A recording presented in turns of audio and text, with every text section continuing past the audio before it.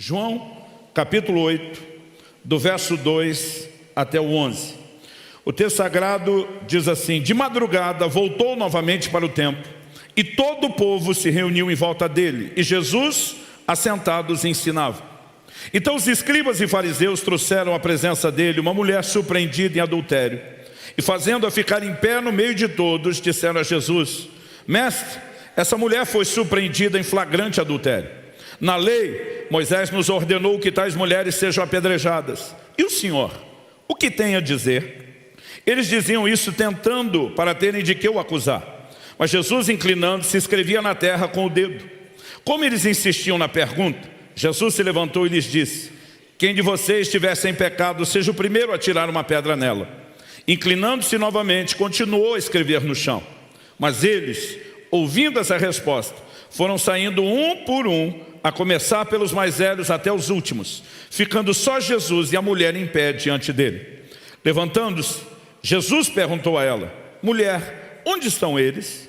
Ninguém condenou você? Ela respondeu: ninguém, Senhor. Então Jesus disse: também eu não a condeno. Vá e não peque mais. Meu Deus, suplicamos a graça, o favor do alto.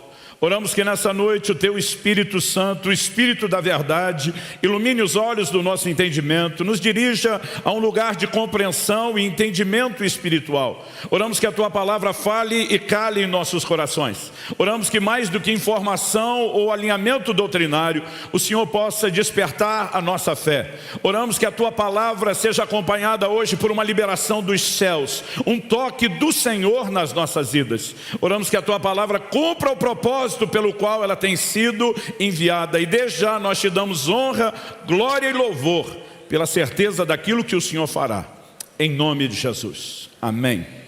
Bom, eu tomei esse texto como ponto de partida, vou usá-lo como uma espécie de trilho para a reflexão dessa noite, mas a maior importância desse texto, ela na verdade será no final. Porque depois de falar aqui por cerca de 2 horas, nós vamos montar um quebra-cabeça teológico, em ordem lógica e cronológica, do plano da redenção, com ênfase à obra da graça. E no final, eu não espero que você lembre todas as pecinhas do quebra-cabeça que nós usamos para montar o quadro, que eu quero que você vislumbre o todo.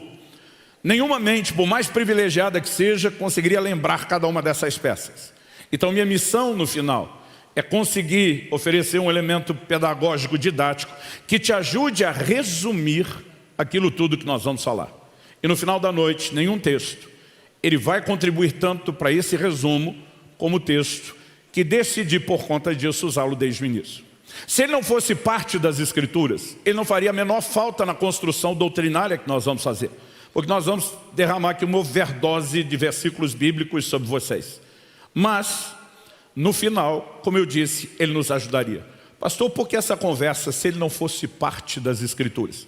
Porque se você é aquele tipo de crente que não só lê a Bíblia, mas tem uma boa Bíblia de estudo, com notas de rodapé, ou mesmo se aventura um pouco mais no estudo da teologia, você já pode ter acessado a informação de que essa porção que lemos, ela recebe uma classificação técnica de manuscritos inferiores, não superiores. Traduzindo, não se encontra em todos os manuscritos originais mais antigos. Isso não a coloca necessariamente em xeque, a ponto de ter sido eliminado do texto sagrado, mas levanta uma bandeira vermelha para alguns teólogos quando você vai construir doutrina a partir desses textos. Então, se você é desse que queria apresentar algum tipo de defesa, eu estou tentando derrubá-la primeiro. Pastor, eu nunca vi falar disso. Esquece o que eu falei e vamos começar a partir de agora. O texto nos mostra que trouxeram a Jesus uma mulher que havia sido flagrada em adultério. E o comentário é: na lei, Moisés nos ordenou que tais pessoas sejam apedrejadas.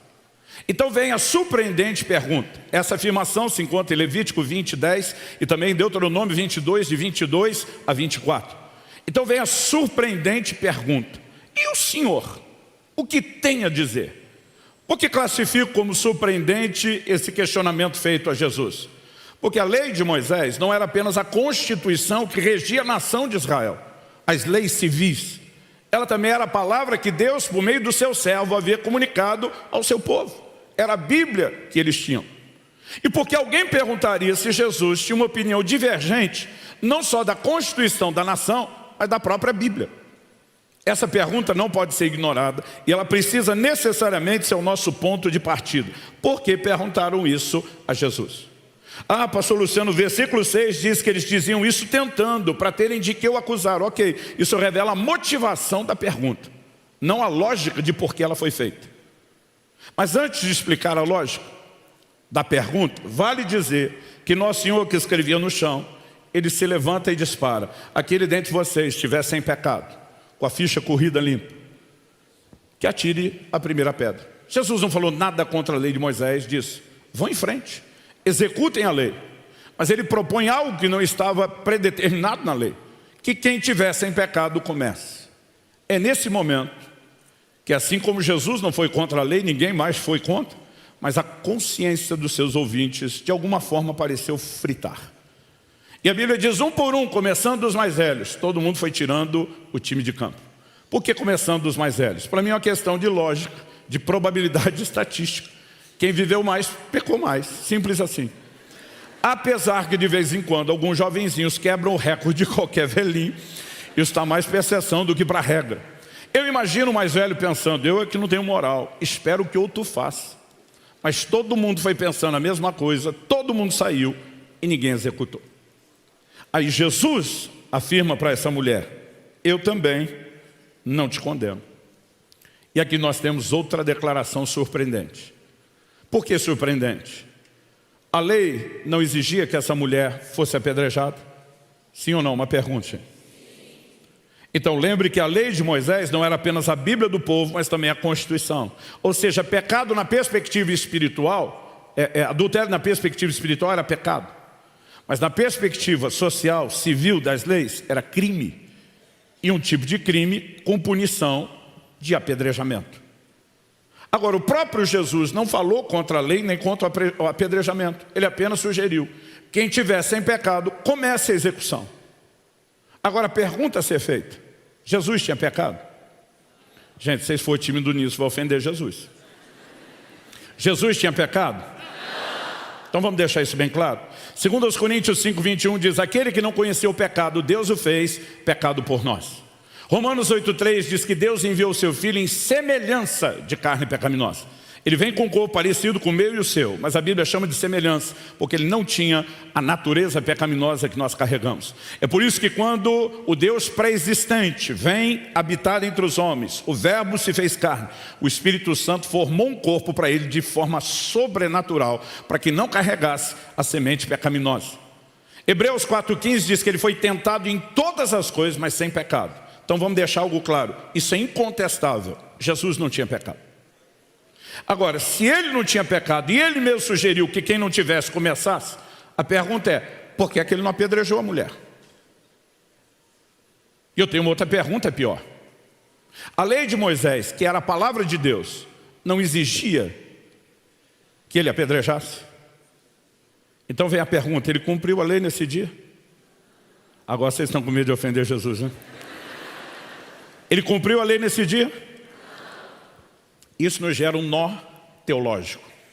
Esse nó tem que ser desatado. Qual é o nó? Já mostramos biblicamente que Jesus não pecou, e vou repetir, isso não pode ser contestado. Mas a Bíblia define em 1 de João 3,4 pecado como? A Bíblia diz que o pecado é a transgressão, a quebra da lei, a desobediência, o não cumprimento. E a mesma Bíblia que diz que Jesus não pecou, que define pecado como a quebra da lei, diz que ele não cumpriu a lei. É a mesma Bíblia fazendo todas as afirmações. Ela diz que ele não pecou, define pecado como a quebra da lei, e ela registra que ele não cumpriu a lei. E aqui nós temos uma aparente contradição. Digo aparente porque a Bíblia não se contradiz. Ela é perfeitamente harmônica, completa na sua revelação, e qualquer aparente contradição é só um desafio de interpretação. Mas nós temos que desatar esse nó teológico. E antes de desatá-lo, eu vou dar uma volta, e primeiro eu vou contar uma história, e estou avisando isso antes para você não achar que eu esqueci. Eu estou apenas dando uma volta e preparando chegar lá. Alguns anos atrás eu havia pregado uma mensagem sobre obediência, e depois um jovem me aborda com ares de indignação dizendo: o senhor está por fora da revelação divina. Minha vontade era responder: garota, eu tenho mais tempo com a cara na Bíblia, estudando a Escritura, do que tu tem de vida respirando. Mas eu lembrei que eu era crente. E depois eu lembrei que era pastor. Então fiz cara de paisagem, falei, então me ilumine, compartilhe sua sabedoria, me ajude a crescer, do jeito que minha mulher gosta que eu responda, e não com o meu lado colérico. Aí ele olhou para mim e perguntou, o senhor nunca leu que o fim da lei é Cristo? Falei, li, te digo onde está, Romanos capítulo 10, verso 4. Ele falou, e o senhor não percebeu o furo da sua lógica? Eu falei, honestamente não, se tivesse percebido não tinha pregado. Ele falou, o senhor pregou sobre obediência? Eu falei, essa parte eu sei, fui eu que preguei. Qual o furo da lógica? Ele falou, só existe obediência onde existe algum tipo de lei, algum tipo de mandamento. E a lógica era tão simples, tão infantil, portanto inquestionável, que eu falei, e? Ele falou, e se não tem mais lei, não tem nada para obedecer, porque é que o senhor está pregando obediência. Eu falei, garoto, para agora essa bobagem. Eu falei para ele, se essa foi a grande, brilhante revelação que você teve, eu vou dizer uma coisa, não foi só eu que fiquei por fora. Nem Paulo, que tu está usando as palavras dele, entendeu Paulo. Nem Paulo compreendeu a revelação que ele te comunicou. Ele me olha, como não? Eu falei, criatura, eu vou usar a mesma lógica que você usou. Só existe obediência onde tem algum mandamento, algum tipo de ordenança. Você não percebeu que 90% dos textos que eu usei para defender e advogar a obediência na perspectiva bíblica são de Paulo? E você acha que Paulo, entendendo que não tem mais lei, como você está acreditando, logo não tem motivo para obedecer, ele ia ensinar tanto sobre obediência? Ele estaria contradizendo essa lógica, não eu. Falei, aliás, em 1 Coríntios 9, 21, Paulo diz assim, não estando sem lei, mas debaixo da lei de Cristo. Ele reconhecia que não estava sem lei, dizia debaixo de qual lei estava, e você vem me dizer que não tem mais lei? Mas o fim da lei, eu falei, o fim de uma lei específica, criatura, não de todo e qualquer tipo de lei. Falei, se fosse o fim de todo e qualquer tipo de lei, por que é que Paulo nos mandaria em Romanos 13 obedecer às leis civis, às autoridades? Falei, estava instalada a anarquia gospel. A gente tinha voltado ao tempo do juiz, cada um fazia conforme bem lhes parecia. Eu falei, de onde você tirou que isso é o fim de todo e qualquer tipo de lei? É o fim de uma lei específica. Quando eu falei isso, ele pergunta, e que lei seria? Eu falei, tu tinha que ter lido mais do que Romanos 10,4. Você tinha que ter lido a epístola inteira. E você entender que ele está falando da lei de Moisés.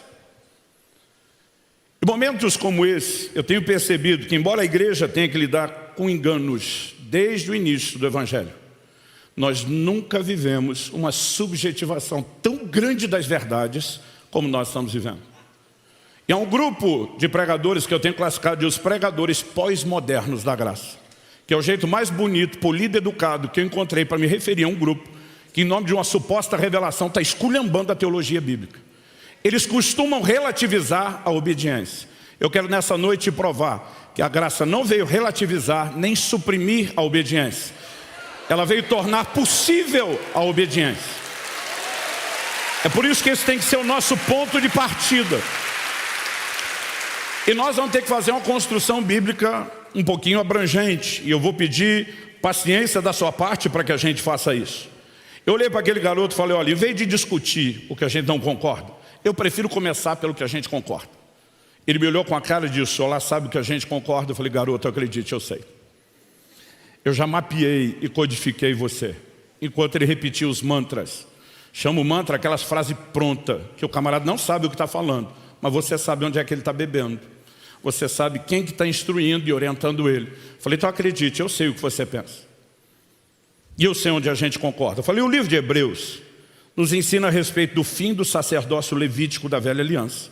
E nos mostra que esse, quando terminou, foi substituído pelo sacerdócio de Cristo, da nova aliança, que é segundo a ordem de Melquisedeque. Você tem alguma dificuldade de aceitar isso? Ele falou, não, inquestionável. Eu falei, ótimo, achamos algo que a gente concorda. O sacerdócio levítico terminou, e no lugar dele o sacerdócio de Cristo começou. Ok? Ele falou, ok. Eu falei, então leia esse texto comigo.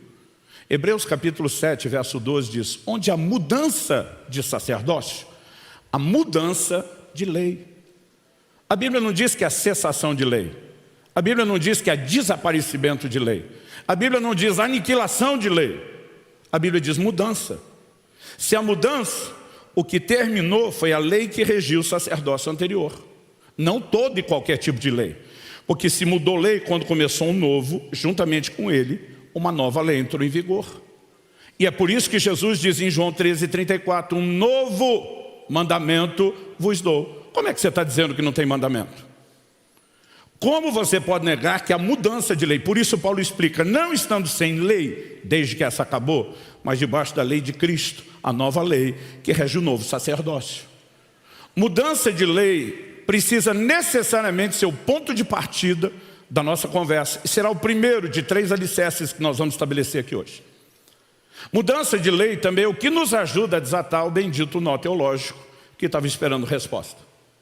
Por que é que as pessoas vieram a Jesus e disseram para ele, na lei Moisés nos ordenou isso, o que é que o Senhor tem a dizer? A gente diz que a lógica por trás dessa pergunta era importante. E a razão delas é uma só. Vamos voltar um pouquinho. Em Mateus 11:13, Jesus diz assim, a lei e os profetas profetizaram até João. Aqui Jesus definiu um prazo de validade. E algo que nós vamos ver que é um dos motivos da razão da mudança de lei é o caráter temporário, é o caráter transitório da lei. E diz, a lei e os profetas profetizaram até João. Por que que João entra aqui na mudança das coisas? Ele obviamente está se referindo a João Batista, seu precursor. Porque quando João Batista anuncia publicamente Jesus depois do seu batismo, eis o Cordeiro de Deus que tira o pecado do mundo, a voz do Pai Celeste faz ouvir de forma audível, dizendo, esse é meu Filho amado em quem me comprazo. E Jesus sai dali e iniciar seu ministério. O que é que Jesus começou a fazer? Tão logo começou o seu ministério, ensinar de forma divergente da lei de Moisés. Só no Sermão do Monte, ele não fez isso apenas no Sermão do Monte, mas só no Sermão do Monte, por 6 vezes nosso Senhor diz, ouviste o que foi dito aos antigos, ele cita a lei de Moisés, ele diz, eu porém vos digo, o que ele está dizendo? Eu vim ensinar algo diferente. E por que é que ele veio ensinar algo diferente? Porque tão logo começou o seu ministério, junto com o novo ministério, leia-se sacerdócio, uma nova lei entrou em vigor. E quando houve mudança de lei, e é por isso que Jesus está ensinando algo diferente da lei anterior, porque essa lei já não está mais em vigor, e sim aqui ele veio estabelecer. Nesse momento que Jesus, como Paulo diz aos Gálatas, que nasceu sob a lei, isso não é só uma referência cronológica de quando ele veio ao mundo, mas indica também de que ele cresceu sujeito à lei. Jesus nesse momento pode não obedecê-la, porque ele não está mais debaixo dessa lei. Ele pode olhar para a lei de Moisés e dizer, prescreveu. Não tenho a necessidade de cumpri-la. Mudança de lei é a única coisa que vai desatar o bendito nó teológico. Como a Bíblia que diz que Jesus não pecou, a mesma Bíblia, define pecado como quebra da lei, nos mostra ele não cumprindo a lei de Moisés. Mudança de lei. Mas mudança de lei não é apenas algo que nos ajuda a compreender a atitude de Jesus, mas toda a progressão do que nós vamos compartilhar aqui. Por que eu digo isso? Porque eu percebo que muitos desse grupo dos pregadores pós-modernos da graça, eles estão atacando a lei e tratando ela como fosse inimigo. Esses caras batem na lei, a lei era ruim, a lei era pesada, a lei oprimiu o homem, né? Na cabeça deles, a graça veio nos libertar da lei. Eu quero te provar que isso não é verdade. As palavras que aprendi com meu pai, a graça não veio nos libertar da lei, veio nos libertar do pecado. Há uma diferença enorme entre uma coisa e outra. Paulo escreve aos Romanos e a Timóteo e diz, a lei é boa. Como que aquilo que a Bíblia chama de bom, nós vamos chamar de ruim? Aliás, se fosse ruim, a Bíblia diz que Deus nos encerrou sob a lei, ele teria feito algo ruim. Mas por que é importante consertar isso? Porque se você diagnosticar um problema errado, você vai oferecer uma solução errada. Se uma enfermidade errada é diagnosticada, a proposta de cura também não vem à altura. E se nós não entendemos qual é a construção e a progressão que a Bíblia está fazendo, nós vamos ter problemas sérios para entender a manifestação e a aplicação dessa graça que nos é revelada em Cristo Jesus e no Novo Testamento. Quem está acompanhando? Então, o que é que eu e você precisamos entender sobre mudança de lei? Em primeiro lugar, que isso é fato. Gálatas capítulo 3, verso 19, o apóstolo Paulo pergunta, qual pois a razão de ser da lei? Ele diz, foi adicionada por causa das transgressões, até que viesse o descendente a quem se fez a promessa. Até que, prazo de validade. Quem é o artigo definido? O descendente? Cristo. A Bíblia está dizendo que em Cristo experimentaríamos mudança. Hebreus 8:13. O escritor, falando de velha e nova aliança, ele diz, quando ele diz nova, torna antiquada a primeira. Ora, aquilo que se torna antiquado e envelhecido está prestes a desaparecer. Essa é a perspectiva do Novo Testamento em relação à lei. Mudança de lei. Hebreus capítulo 9, versículos 9 e 10, diz o seguinte, falando dos ritos cerimoniais da lei. É isso uma parábola para a época presente, segundo a qual se oferecem tanto dons como sacrifícios. Mas a Escritura enfatiza, embora estes, no tocante à consciência, sejam ineficazes para aperfeiçoar aquele que presta culto. Deixa eu fazer uma pausa, porque essa frase é muito importante. Não é hora de tratar dela, mas ela é muito importante para a gente passar aqui batido. Então vou pedir para você abrir uma gavetinha na sua mente, aí no seu imaginário, e guardar essa frase. Só para te ajudar a lembrar, repita comigo. Ineficazes para aperfeiçoar aquele que presta culto. Só mais uma vez, com mais vontade. Ineficazes para aperfeiçoar aquele que presta culto. Ok, fecha a gavetinha, não tranca, daqui a pouco nós voltamos nisso. Então ele emenda e diz no verso 10, agora é a ótica do Novo Testamento sobre a lei de Moisés, os quais não passam de ordenanças da carne, baseadas somente em comidas, bebidas e diversas abluções. Abluções são banhos, ritos de purificação. O texto diz, impostas até o tempo oportuno de reforma. Tudo aquilo que Deus, por meio de Moisés, deu somente até um tempo de reforma. Há um tempo atrás, uma pessoa me abordou e falou, pastor, o senhor acompanhou aquela celeuma que houve na internet um tempo atrás, com a crentaiada discutindo se a Bíblia deveria ou não ser atualizada? Falei, eu acho que até o não crente acompanhou a confusão. Ele me perguntou, o que é que o senhor tem a dizer a respeito? Falei, não muito. Ele falou, o senhor pode compartilhar o não muito? Falei, posso. Eu falei, se houve algum momento na história onde a palavra de Deus sofreu um upgrade, onde a Bíblia teve uma atualização, foi quando o verbo se fez carne e habitou entre nós. Houve mudança de lei. Ele vem e pega a palavra escrita dos seus dias, diz, vocês ouviram isso? Eu vim dizer algo diferente, eu vim ensinar outra coisa. Não dá para negar que ele deu um upgrade, uma atualização. Aí esse cara falou, mas peraí, isso não abre um precedente? Uma jurisprudência, teve uma que tem uma próxima? Eu falei, não. E ele falou, por que não? Eu falei, porque a primeira foi prevista pela própria lei. Ele disse, como assim? Eu falei, Deuteronômio capítulo 18, verso 15. Moisés diz, Deus há de levantar do meio de vocês, varões e irmãos, um profeta semelhante a mim. A ele vocês devem ouvir. O que significa um profeta semelhante a mim? Não são palavras de Moisés. Foi uma classificação que Deus deu. Ou seja, Deus está dizendo, Moisés não está no nível do resto da turma. Ele está acima. Em Números 12:6, Deus disse, se há profeta no meio de vocês, eu, Senhor, me faço revelar a ele por meio de sonhos, de visões, de enigmas. Mas ele diz, com Moisés, meu servo, não é assim. Com ele eu falo face a face, como um homem fala ao seu amigo. Porque Moisés era diferente dos demais. Em primeiro lugar, linha de comunicação diferenciada. Segundo lugar, ninguém em todo o Antigo Testamento operou milagres, sinais e prodígios como Moisés. Ninguém. Mas terceiro lugar, enquanto o resto dos profetas falavam confrontando pecados, seja de indivíduos, famílias, comunidades, nações ou gerações, anunciando eventos futuros, como livramentos de Deus ou juízos, anunciando a vinda de Cristo, do Messias e a sua obra. Só Moisés e mais ninguém foi alçado por Deus ao patamar de um legislador. Nenhum outro profeta foi usado por Deus para comunicar uma lei na qual o povo haveria de andar. Mas Moisés disse, Deus vai levantar um outro semelhante a mim, com linha de comunicação diferenciada, com milagres nunca antes vistos, e que vai estabelecer uma nova lei. De quem você acha que ele estava falando?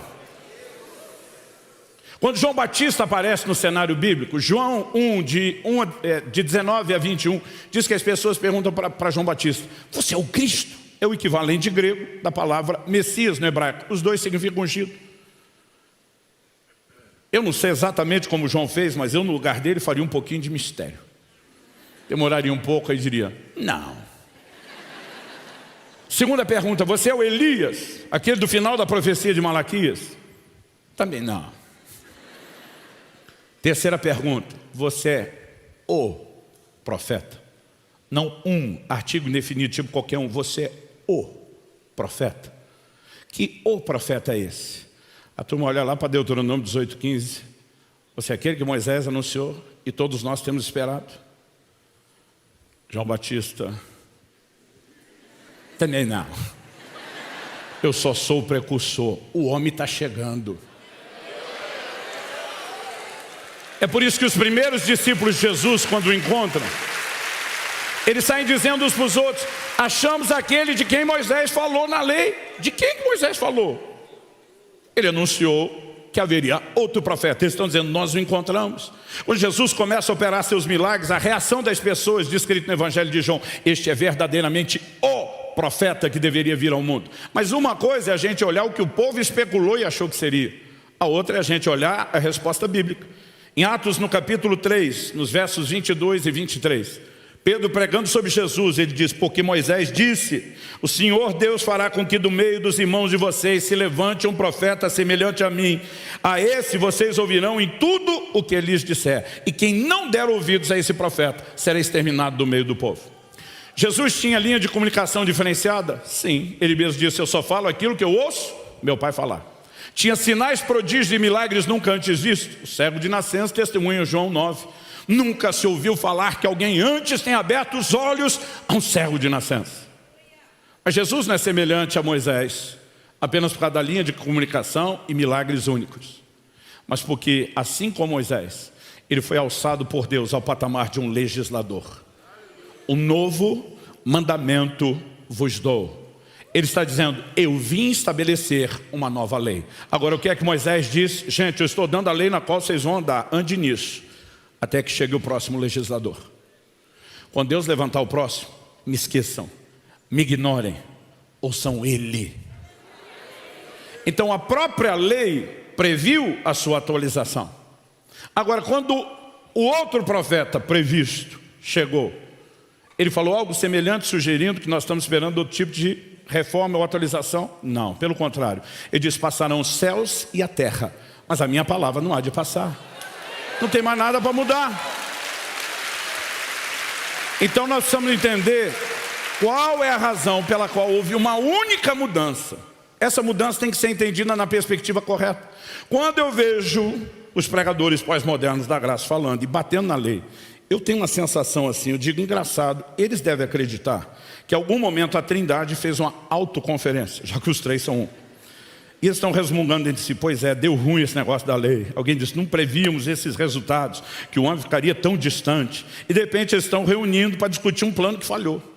E alguém sugere: podemos improvisar algo novo. O quê? Vamos tentar de graça dessa vez para ver se dá certo? Gente, é ridículo você imaginar isso. Porque quando você vai estudar os atributos de Deus, um deles é a onisciência. Deus conhece todas as coisas. Um outro, um desdobramento do primeiro: Deus é presciente, Ele conhece tudo antes de acontecer. Em 1 de Pedro 1,20, a Bíblia diz que Cristo é o Cordeiro conhecido antes da fundação do mundo. O que significa isso? Quando a Bíblia usa o termo Cordeiro, está falando do sacrifício de Jesus pelos pecados. Agora, quando é que o homem foi criado? Depois da fundação do mundo. Quando é que o homem pecou? Depois de ser criado. Agora, antes do homem pecar, antes do homem ser criado, antes de ter mundo, o plano de salvação já estava pronto, porque Deus não é pego de surpresa por nada. Então, conversa é essa, achar que no meio do caminho Deus se arrependeu da lei. Deus resolveu consertar alguma coisa que Ele não fez direito. As pessoas estão batendo na lei, tentando se livrar da lei, porque não entenderam nem o papel que ela tinha, nem a razão de ser pela qual houve mudança de lei. Então, o que é que eu e você precisamos entender? Que tudo ao longo do Antigo Testamento é uma preparação para a vinda de Cristo. Paulo escreve aos Gálatas e diz: quando Deus prometeu a Abraão: em ti serão benditas todas as famílias da terra, Ele pré-anunciou o Evangelho a Abraão. Nós ainda nem temos lei, mas Deus já está pulando o período da lei que viria, olhando lá na frente o quê? A chegada do Evangelho. E depois, quando Deus nos deu a lei, Paulo diz em Gálatas, no capítulo 3, no verso 23, ele faz a seguinte afirmação: antes que viesse a fé, estávamos sob a tutela da lei e nela encerrados, para essa fé que de futuro haveria de se manifestar. Então pensa comigo: antes da fé vir, Deus nos encerrou sob a lei. De olho no quê? Na própria fé. Aí depois de dizer para essa fé que haveria de revelar-se, no verso 24 a Bíblia diz assim: de maneira que a lei nos serviu de aio. A palavra aio significa guia, tutor, para nos conduzir a Cristo. Tudo o que você encontra ao longo de todo o Antigo Testamento é um plano meticulosamente elaborado por Deus.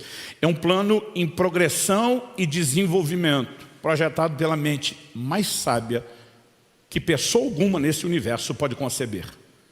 Sério mesmo que algum de nós vai tentar imaginar que Deus se arrependeu de alguma coisa que Ele fez? Porque as pessoas estão olhando para a lei como se não deu certo. Não. Mudança de lei não é Deus mudando de plano. É Deus cumprindo o plano. Há uma diferença enorme entre uma perspectiva e outra. E nós precisamos entender a inteligência da revelação bíblica. Então é por isso que nós precisamos falar de mudança de lei. Agora, quando eu vejo os pregadores pós-modernos da graça batendo na lei, eu fico pensando, será que de fato eles entenderam por que ela estava aqui? Eles dizem assim, aqui a régua era muito alta. Isso aqui era difícil, oprimia, pesava o homem. Bom, se o problema era a régua alta, na cabeça deles, qual a solução? A graça veio nos libertar da lei. Ou tem um grupo que diz que não tem mais, ou tem outro que prega uma graça que veio baixar o padrão. Minha pergunta a vocês, a graça veio baixar o padrão? Como é que sabemos que não? João 17 diz, a lei foi dada por intermédio de Moisés, a graça e a verdade por meio de Jesus. Então quem define a graça é Jesus. Aí vamos lá. Jesus assim, ouviste foi dito aos antigos, cita a lei de Moisés, amarás o teu próximo e odiarás o teu inimigo. A maioria de nós não teria dificuldade de cumprir a segunda parte, de odiar o inimigo. Amar o próximo é relativamente mais fácil, mas tem uns próximos, deixa isso para lá. Jesus diz, eu porém vos digo, aí vem o upgrade, a mudança de lei. Amém os vossos inimigos, orem por aqueles que vos perseguem. O padrão baixou ou subiu? Subiu. A lei já tinha padrão moral. Jesus disse, ouviste o que foi dito aos antigos, e cita um dos 10 mandamentos, não adulterarás. Mas ele diz, eu porém vos digo, qualquer que olhar para uma mulher com intenção impura no coração, já adulterou com ela. O padrão baixou ou subiu? Subiu. Então se ele não veio baixar o padrão, o problema não era o padrão. Se a solução não envolve um rebaixamento do padrão, o problema nunca foi o padrão. Então o que era o problema? A incapacidade do homem de atingir o padrão. E se você entende que o problema é a incapacidade do homem, onde é que a solução tem que se manifestar? Exatamente aqui. A graça não precisaria baixar o padrão, porque ela elevaria a capacidade do homem para debaixo de um empoderamento divino satisfazer não só o padrão anterior, mas um padrão ainda maior. Isso tem que ser entendido, gente. Porque a turma fala de um jeito como se Jesus veio nos libertar da lei. Então ele chegou metendo o pé. Vou livrar vocês desse negócio que oprime. Gente, Mateus 5,17, no Sermão do Monte.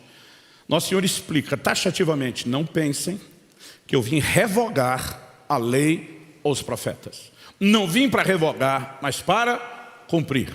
Pensa num texto que me deu trabalho. Porque eu pensava comigo mesmo, peraí Jesus, se o Senhor além de não revogar, ainda vem para cumprir, eu pensava que cumprir era obedecer. Eu dizia, está tudo igual. Só que tudo que nós construímos até agora, prova que não está igual. Mas quando eu olhava para essa declaração, eu dizia, não está em harmonia. Então eu ia perguntar para alguns pastores, crentes mais maduros, professores de Bíblia, cara, o que significa a frase de Jesus? Eu não vim revogar a lei, eu vim cumprir. O que é cumprir? Os caras diziam, obedecer. Eu dizia, mas se o que você está falando for verdade, e Jesus, além de não revogar o que tem antes, ainda vem para se comprometer em continuar fazendo isso ser cumprido, então não mudou nada. Os caras diziam, não, mudou. Eu dizia, mas de acordo com o que você falou, não, então o que eu falei é que está errado, mas que mudou, mudou. Eu dizia, mas então qual é o certo? E a maioria deles me dizia, honestamente não sei. Alguns diziam assim, até hoje eu nem sabia que tinha dúvida, só descobri a dúvida quando você fez a pergunta. Eu levei anos para descobrir que a resposta estava literalmente debaixo do meu nariz. Onde? No versículo seguinte, o 18. Se Mateus 5,17, Jesus diz, não pensem que eu vim revogar a lei e os profetas, não vim para revogar, vim para cumprir. O 18 começa com a conjunção explicativa. Por quê? Um dia desse um professor de português me falou isso, eu achei bonito, falei, vou repetir para parecer que eu estudei. Conjunção explicativa, eu acho muito legal falar isso. Mas por que uma palavra de ligação entre um raciocínio que vem sendo construído e a conclusão a que se chega depois? Então ele diz o seguinte, porque em verdade lhes digo, até que o céu e a terra passem, nem um i ou um tio jamais passará da lei até que tudo se cumpra. Se cumpra aqui tem o sentido de se obedeça. Então eu vim para cumprir antes, não é eu vim para obedecer. Se cumpra é o quê? Cumprimento profético. Então Jesus está dizendo, eu vim para cumprir a profecia. A razão de ser do caráter transitório, temporário da lei, que como dissemos não é mudança de plano da parte de Deus, é o cumprimento do plano, é porque a lei tinha caráter profético. Então vamos voltar em Mateus 11:13 que eu citei. A lei e os profetas, não só os profetas, mas a lei, profetizaram até João. A lei apontava na direção de Cristo. Na teologia nós chamamos isso de convergência bíblica. Em João 5,39, Jesus explica para os judeus da sua época: examinais as escrituras, porque julgais ter nelas a vida eterna. São elas que testificam a respeito de mim. Tudo na escritura converge nele. Então ele está dizendo, eu não vim meter o pé nisso. Nenhum tio, nada vai sair sem que primeiro se cumpra. Eu vim cumprir.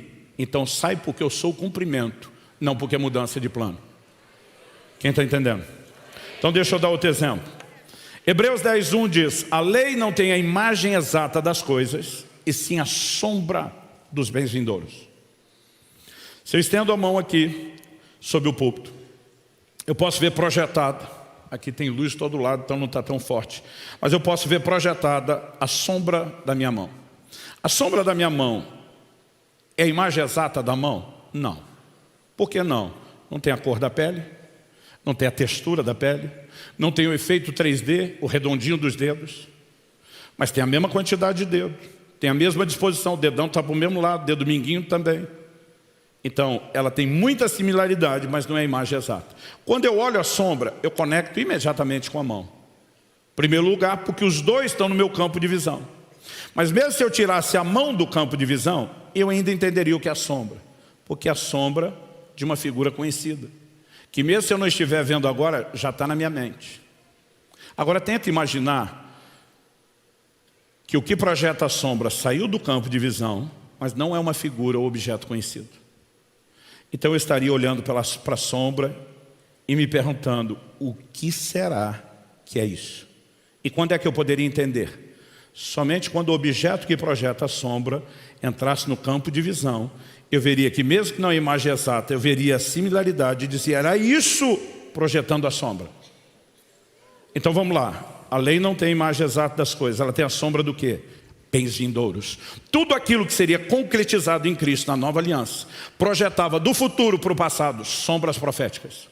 O que eram essas sombras? Mensagens codificadas, que só seriam entendidas quando aquilo que projeta a sombra entrasse no campo de visão, eles iam dizer, era isso.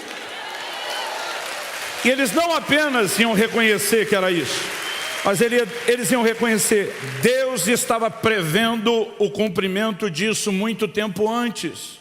Então vamos tentar explicar isso melhor. Em João no capítulo 3, no verso 14, Nosso Senhor diz assim, assim como Moisés levantou a serpente no deserto, importa que o Filho do Homem seja levantado. Quando ele fala do Filho do Homem ser levantado, ele está falando da cruz. E ele está dizendo que a cruz, que é evento futuro, até enquanto ele está falando, porque ainda não tinha acontecido, projetou uma sombra. Sobre onde? Números 21, o episódio das serpentes abrasadoras. A geração de Israel que saiu do Egito, no êxodo rumo à terra prometida, enquanto no deserto vira uma infestação de serpentes. São chamados de abrasadoras, porque abrasar é queimar. Eles não apenas morriam da picada do veneno, mas eles sofriam muito, agonizavam antes da morte. O povo aflito clama a Moisés, Moisés clama a Deus, Deus diz, eu tenho uma solução. Deus diz para Moisés, faça uma serpente de bronze. Porque uma serpente era o símbolo da maldição que os assolava. Deus diz, levante uma haste de metal. Então preste atenção, serpente de bronze, uma haste de metal. Qual metal, Senhor? Pouco importa a haste, você decide. Mas a serpente de bronze, levante ela. Por que tinha que ser levantado? Porque de qualquer lugar, daquele acampamento imenso, mesmo quem estivesse à distância, se fosse picado por uma serpente, se ele olhasse para a figura da maldição que tinha sido levantada, ele recebia um antídoto sobrenatural e não morria do veneno. Mas se não olhasse, estava lascado. Traduzindo, ia morrer. Vamos para o lado de cá. Quando Jesus faz essa afirmação, do que é que ele está dizendo? Na sequência de João 3,14, vem João 3,16, o versículo mais conhecido da Bíblia do mundo. Porque Deus amou o mundo de tal maneira que deu seu Filho unigênito, para que todo aquele que nele crê não pereça, mas tenha a vida eterna. Jesus está dizendo, há uma maldição assolando a humanidade, como houve uma assolando o acampamento dos israelitas. Essa aqui está produzindo morte, como aquela produzia, mas diferente daquela, isso aqui traz morte eterna. Essa maldição se chama pecado. Mas está dizendo, assim como lá, Deus aqui tem uma solução. A solução será levantada. E não apenas a solução, mas a solução levantada tem que ser o símbolo da maldição. É por isso que você vai ler em 2 Coríntios 5:21, ele foi feito pecado por nós. O homem que nunca pecou foi julgado como um criminoso, porque a figura da maldição tinha que ser levantada. Mas não é só isso. Deus diz, a serpente tem que ser de bronze. Por que bronze? Porque bronze na tipologia do Antigo Testamento fala de juízo. Quando você passava a porta do tabernáculo de Moisés, qual era o primeiro móvel, o primeiro objeto? O altar do holocausto, onde se fazia o sacrifício pelos pecados. Do que é que Deus mandou Moisés fazê-lo? De bronze, assim como a pia, o lavatório. Porque onde Deus está lidando com o pecado é bronze. Mas quando você entrava no lugar santo ou no santo dos santos, não tem mais nada de bronze. Mesmo madeira tem que ser revestida de ouro, porque bronze fala de juízo. O que é que nós entendemos? Isaías 53 diz, o castigo que nos traz a paz estava sobre ele. Deus está dizendo, eu vou julgar um substituto para que vocês sejam inocentados. Agora, assim como aqui, quem era picado tinha que olhar para receber a intervenção, aqui, todo mundo já nasceu picado por esse problema, tem que olhar e reconhecer o que ele fez, se identificar e se apropriar pela fé. Se isso acontecer, ele recebe a maldição contra o antídoto do pecado, chamada justificação. Mas se não reconhecer, está lascado. E diferente de lá, não morre só de forma temporal e terrena, mas eterna. A cruz projetou uma sombra sobre Números 21. Toda a lei estava recheada de figuras proféticas. É por isso que Hebreus 9:9, como lemos, diz, é isto uma parábola para o tempo presente. Porque tudo comunicava o que viria. Então vamos lá. Quando João Batista apresenta publicamente Jesus, ele declara, eis o Cordeiro de Deus que tira o pecado do mundo. Diferente de muitos de vocês, eu tive o privilégio de nascer e crescer num lar cristão. Meu primeiro presente antes de nascer foi uma Bíblia. Lá em casa nós fomos alfabetizados já aprendendo a ler a Bíblia, e tinha que ler a Bíblia todo dia desde criança. Só que criança não pensa em termos de alegoria, pensa em termos de literalidade. Quando eu via João Batista dizendo, eis o Cordeiro de Deus, vi uma imagem aterrorizadora na minha mente. Imaginava um cordeirão andando em pé com roupa de homem. Mesma coisa quando eu li Apocalipse. Ou quando cantava na igreja do Cordeiro. Sério, gente, para mim era perturbador o que vinha na mente. Agora, você acha que os adultos que ouviram João Batista tiveram dificuldades que eu? Não, todo mundo entendeu a alegoria. Quando ele diz, eis o Cordeiro de Deus que tira o pecado do mundo, o que é que ele estava dizendo? Ele está dizendo para o povo dos seus dias, gente, assim como por séculos, séculos, séculos e séculos, gerações, gerações, gerações, gerações, nós temos visto um animal inocente morrer para o perdão dos nossos pecados, um substituto.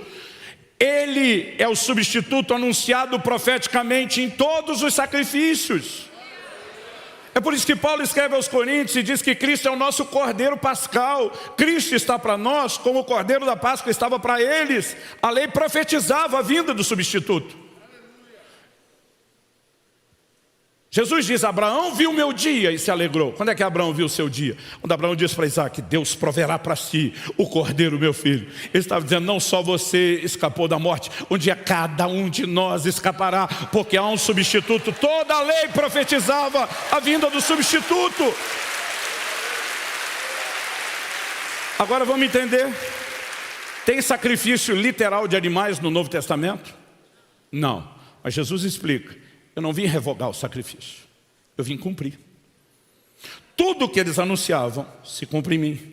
E porque já se cumpriram, como mensagem profética, não são mais necessários. Então vou repetir o que eu falei antes. Mudança de lei não é mudança de plano, é cumprimento do plano. Quem está acompanhando?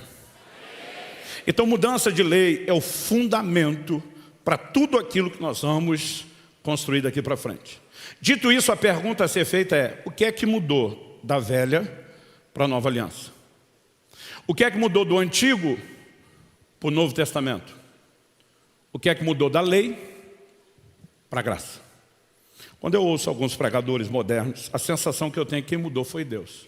Parece que Deus do Antigo para o Novo Testamento se converteu. Não é sério.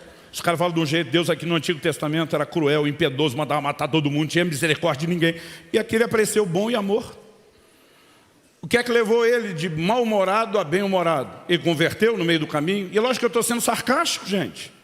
Quando você vai estudar os atributos de Deus, um dos primeiros por onde você tem que começar é a imutabilidade de Deus, Ele não muda. Malaquias 3,6, eu, o Senhor, não mudo. Tiago 1,17, nele não há sombra nem mudança de variação. O salmista diz, tu permaneces para sempre o mesmo. Ele não muda. Que conversa é essa que Deus apareceu bonzinho de uma hora para outra? Ah, pastor, mas a revelação de Deus é progressiva na Bíblia. Sim. A revelação significa que o nosso entendimento de quem Ele sempre foi é que progrediu. Não é o que Ele era que progrediu. É a nossa compreensão do que Ele sempre foi e não muda que foi aumentando. E não Ele que foi mudando. Então vamos jogar essa bobagem fora. Deus não mudou, Ele não apareceu uma versão mais bonzinha. De acordo com aquele garoto que me abordou no início, que eu contei a história no início, alguns estão dizendo, antes a lei, agora não tem mais lei. Já derrubamos essa falácia por terra. Mas a pergunta a ser feita é, qual era o propósito da lei do antigo sacerdócio? Em Deuteronômio 28:1, Deus diz o quê? Se atentamente ouvires a minha voz e tiveres o cuidado de guardar cada um dos mandamentos que eu hoje te ordeno. O propósito dessa lei é que ela fosse obedecida, que ela fosse guardada. E a nova lei do novo sacerdócio? A mesma, mesmo propósito.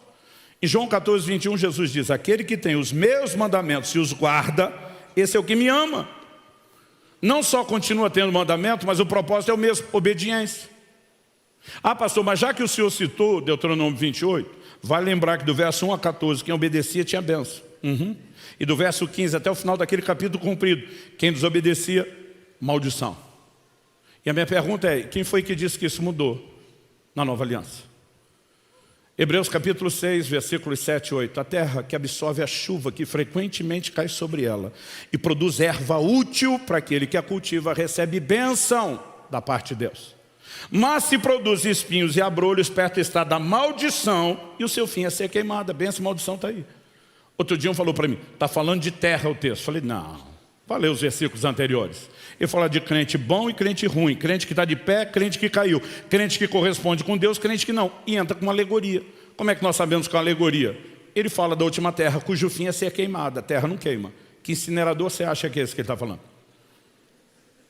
Só que uns crentes ficam doidos quando você fala de juízo na nova aliança. Outro dia, eu falando de consequência de pecado, me abordou e falou assim, não tem juízo na nova aliança. Eu falei, não tem juízo na sua cabeça, criatura. Que Bíblia você lê? A vontade que eu tenho de perguntar é essa. Que Bíblia você lê, se é que lê, ou que erva fuma antes de ler? Não é sério, gente. As pessoas estão fazendo afirmações tão absolutas com zero de Bíblia. Eu olhei para ele e perguntei, então, você quer dizer que Ananias e Safira não sabia dessa sua revelação? Morreram à toa? O pior não é isso, o pior é a criatura te olhando com a cara de quem quer perguntar, quem é Ananias e Safira?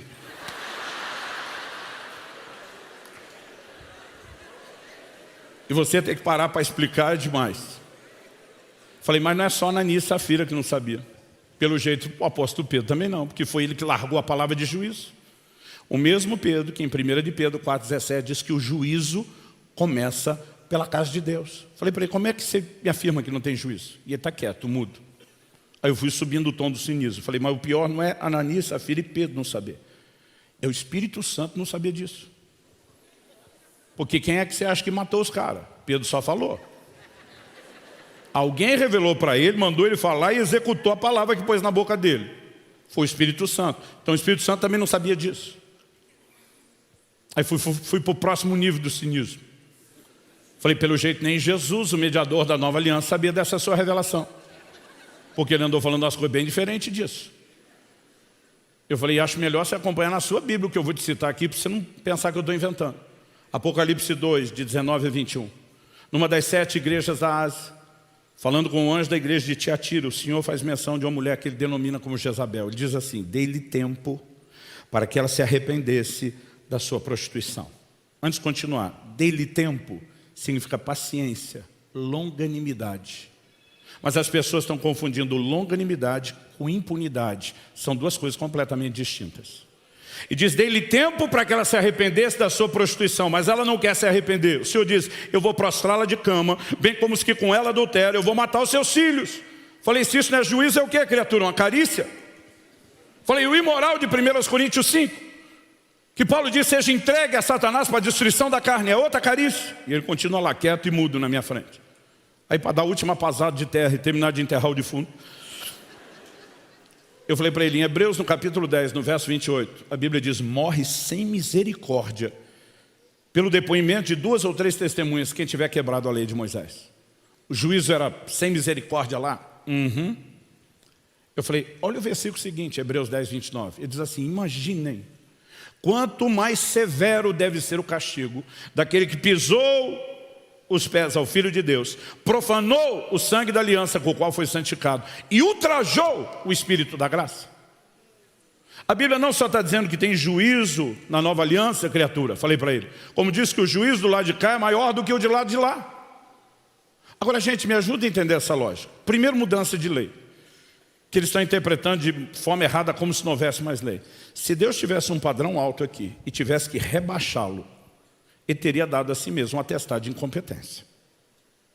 Se ele tivesse feito isso, estamos dizendo que não fez. Mas pior, se aqui quando o homem não cumprisse o padrão, Deus pelo menos tinha um atributo de justiça para julgá-lo.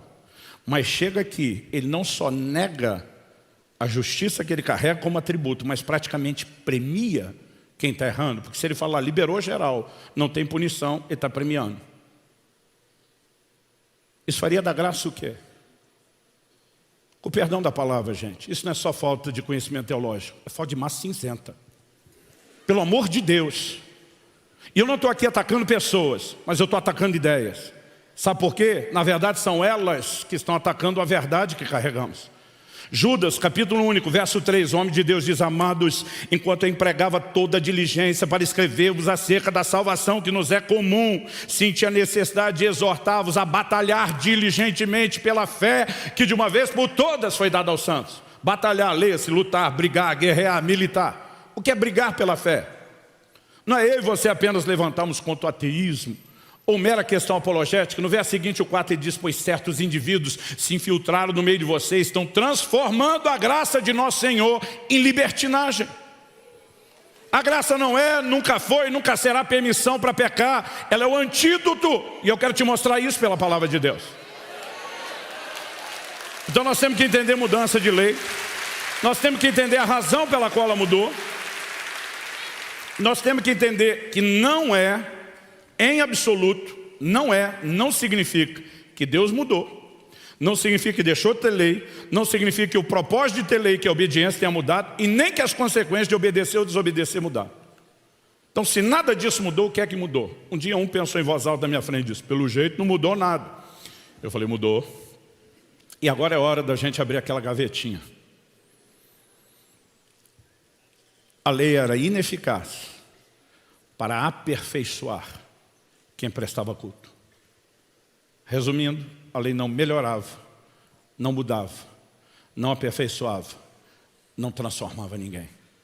A grande diferença, a graça, como diz o título da conferência, do livro, do curso que você ganhou, é transformadora. A grande mudança de velha para nova aliança se chama transformação. Você pode repetir isso comigo? Diga transformação. Agora, eu e você precisamos entender, depois de ver mudança de lei, nós vemos Jesus olhar para aquela mulher e dizer, eu não te condeno. Mas na mesma frase, Jesus diz, vá e não peque mais. Então, eu vou colocar o segundo fundamento, já mostrando para onde vamos no terceiro. Segundo fundamento, primeira mudança de lei, o segundo é remoção da condenação. Mas na mesma frase, Jesus não disse só, eu não te condeno.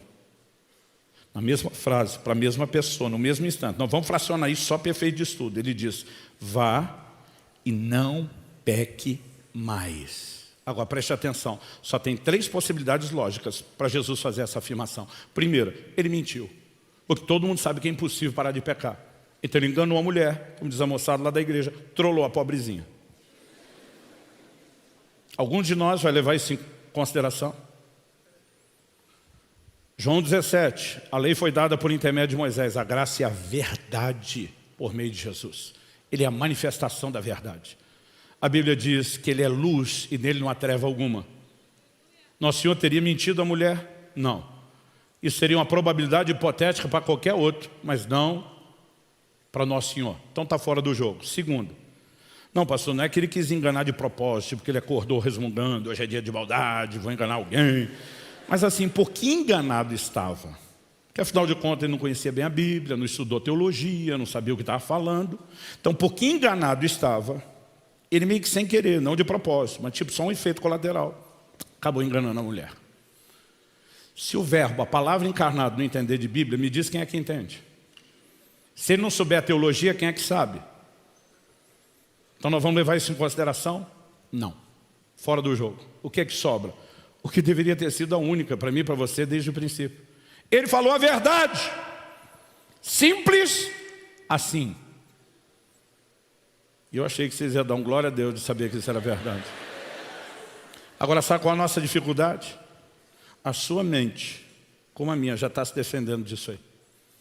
Não sei não deve ser bem assim. Quando era garoto e lia Jesus declarando em Mateus 5, sede perfeitos, como é perfeito o vosso Pai Celeste, sabe o que eu pensava? Estava empolgadinho hoje em Jesus. Animado, empolgou, exagerou, hein? Se uma frase de tudo que ele disse não é verdade, por que o resto seria? É tudo ou nada, gente. Mas sabe qual é a nossa dificuldade?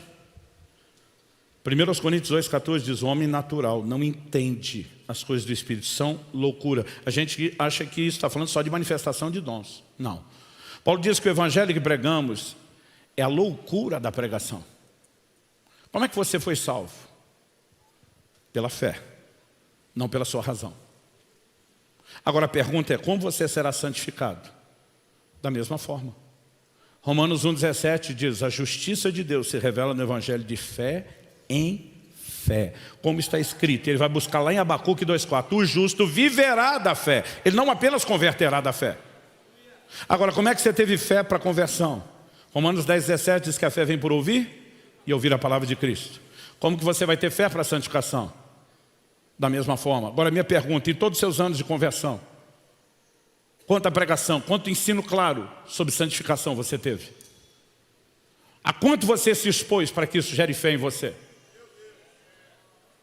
Essa é a nossa edição de número 93 da conferência, mas já falei isso outras 8 vezes em conferências que não eram as minhas. Ou seja, nesse momento, é a 100ª vez que eu estou falando as mesmas coisas. Eu lembro de um dia que eu falei que tinha passado de 50, no fim um irmão me procura e falou, pastor, que dó de você. Falei, por quê? Vou ficar repetindo a mesma coisa. Falei, você acha que isso é um castigo? Falei, meu amigo, a fé vem por ouvir a palavra de Cristo.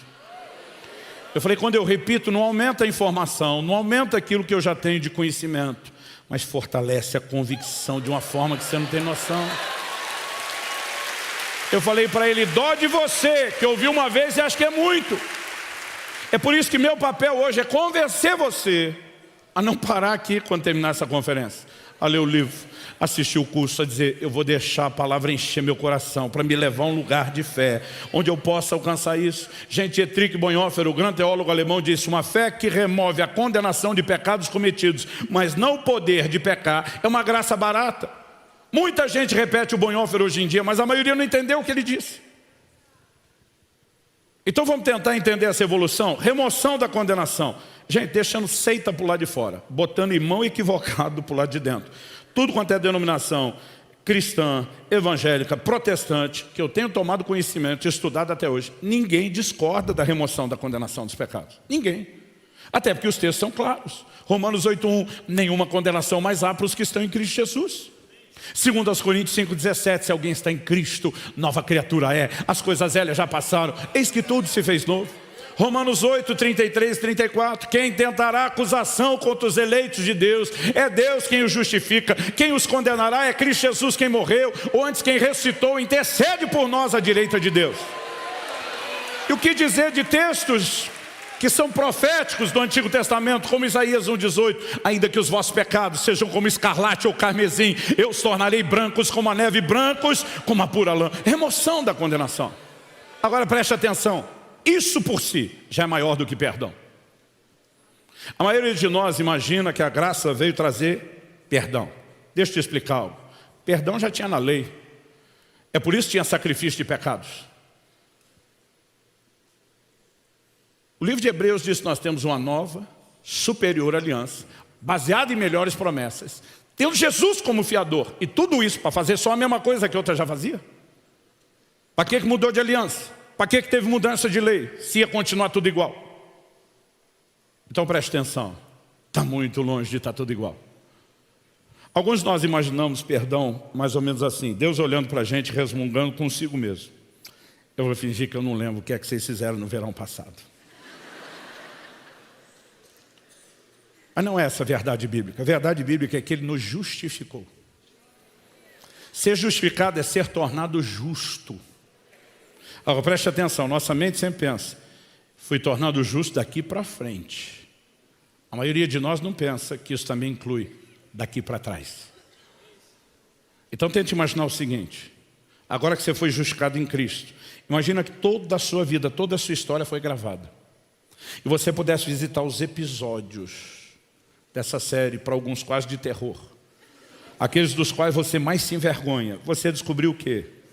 O cenário não mudou muito, o ator principal, que é você, continua o mesmo, mas o script é outro. Porque a hora que você vai assistir a história da sua vida, você não fez nada de errado.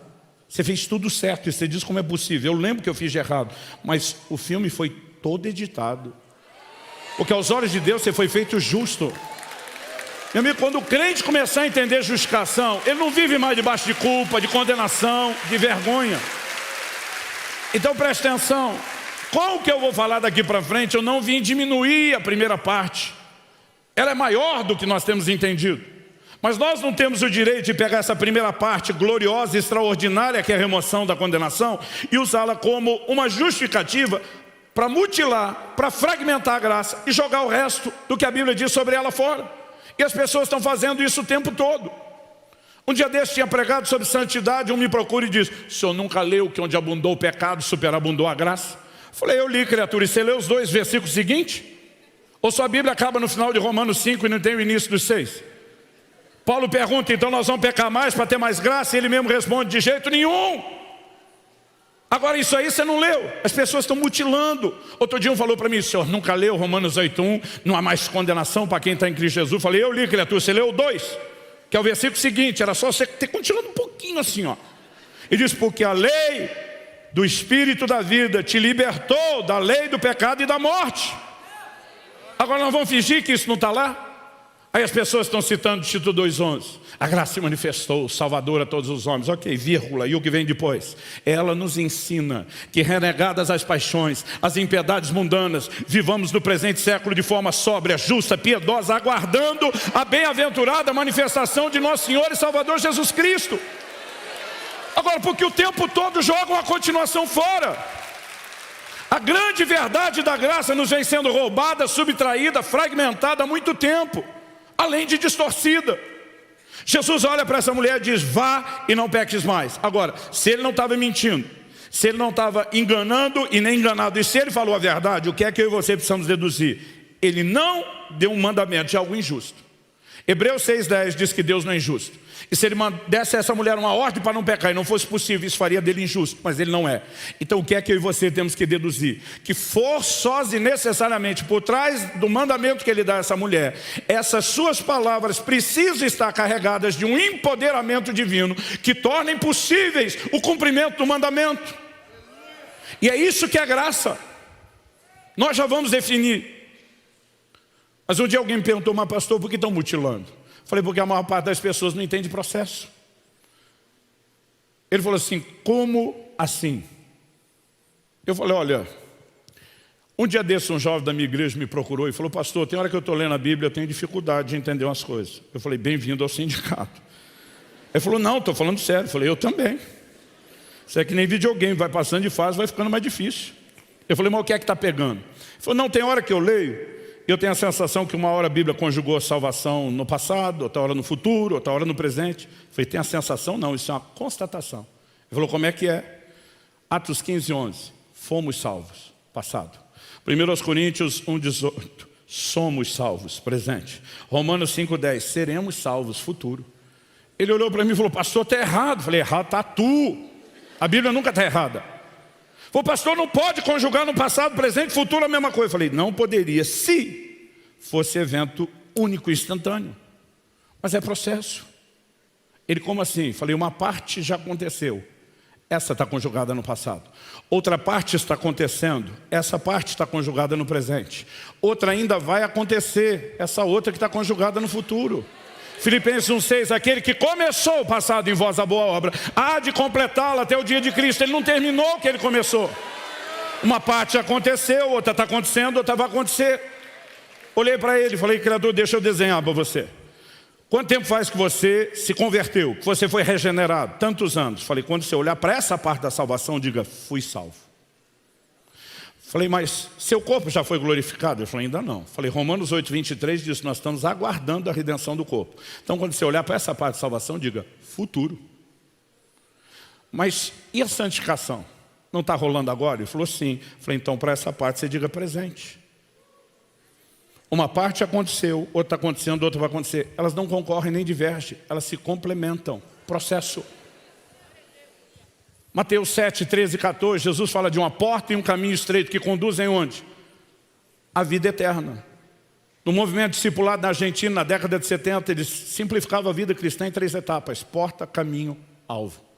O que é a porta? A conversão. A regeneração, o novo nascimento. Jesus diz em João 3,5, se alguém não nascer de novo, não pode entrar no reino de Deus. O novo nascimento é a entrada, gente.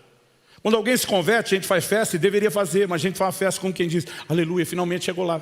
Chegou lá nada, agora que começou o jogo. Ele só passou a porta, o que tem depois da porta? Um caminho. Caminho dá o quê? A dinâmica de movimento. O que eu e você chamamos hoje, para expressar a coletividade da nossa fé de cristianismo, no Novo Testamento era chamado de caminho. Quando Paulo escreve em Efésios 4 sobre a forma como deveis andar, ele não está falando do balanço do corpo, da ginga. Ele está falando da forma de se conduzir no caminho. Caminho da dinâmica de movimento. É por isso que você vai ver Paulo dizendo o quê? Esquecendo-me das coisas que para trás ficam. Imagine as coisas como livro. Então, se as coisas estão em movimento, esquecendo-me das coisas que para trás ficam, ele não, ele só está observando elas passarem. Mas se as coisas forem o púlpito, imagine Paulo dizendo assim, esquecendo-me das coisas que para trás ficam, e avançando para que estão diante de mim. Quem que está avançando? Ele. Prossigo. Quem que prossegue? Ele. Então quem está em movimento é Paulo. E para onde? Prossigo para o alvo. Qual é o alvo? O prêmio da soberana vocação de Deus em Cristo Jesus. Então o que a gente tem que explicar às pessoas é que remoção da condenação é a experiência da porta. É obra da graça, é inegável. Mas depois que você passou a porta e entrou no caminho, tem uma outra manifestação da graça, que te diz agora vá e não peque mais. Porque não faz o menor sentido. Por que a gente precisou começar com a remoção da condenação? Porque a gente já veio com o pecado cometido, não tinha outra forma a não ser tratar com aquilo que já tinha acontecido. Eu e você chegamos sujo, fedido, encardido, precisávamos de um banho. Agora ele diz, daqui para frente, não volte para a lama. Aliás, Pedro escreve, na sua segunda epístola, ele fala de pessoas que depois do pleno conhecimento da verdade, deliberadamente voltam ao pecar. E ele diz assim, com eles cumpriu-se certo adágio verdadeiro, que diz, o cão voltou ao seu próprio vômito e a porca lavada a revolver-se na lama. Cristo não limpou você para você viver se sujando todo dia. Pecado na vida do crente deveria ser acidente. E ainda assim evitável.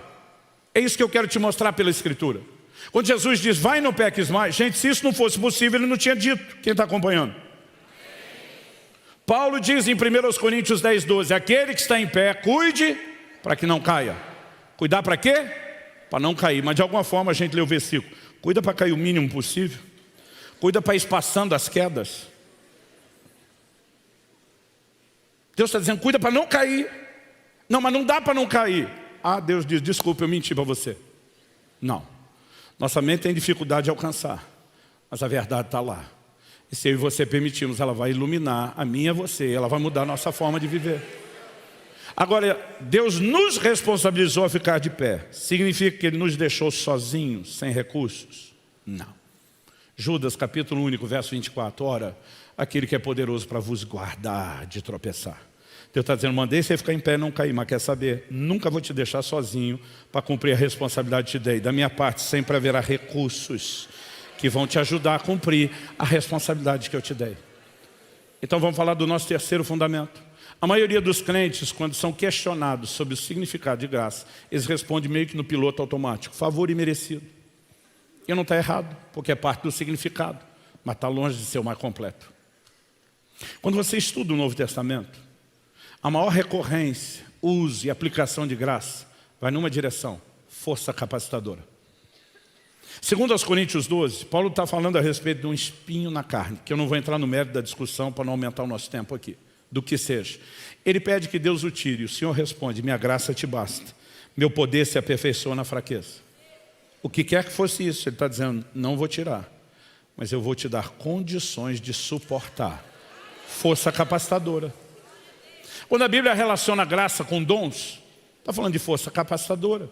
Deus não apenas te deu um papel, uma função a desempenhar, mas Ele vai te capacitar para cumprir aquilo. Quando a Bíblia relaciona a graça com o ministério, mesma coisa.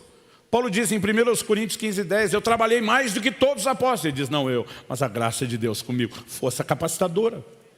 Agora olhe comigo para Romanos capítulo 8, versículos 3 e 4. Daqui a pouco nós voltamos em 1 Coríntios 10:12.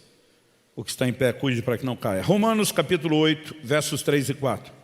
Porque aquilo que a lei não podia fazer, por causa da fraqueza da carne, isso Deus fez enviando seu próprio Filho em semelhança de carne pecaminosa e no que diz respeito ao pecado.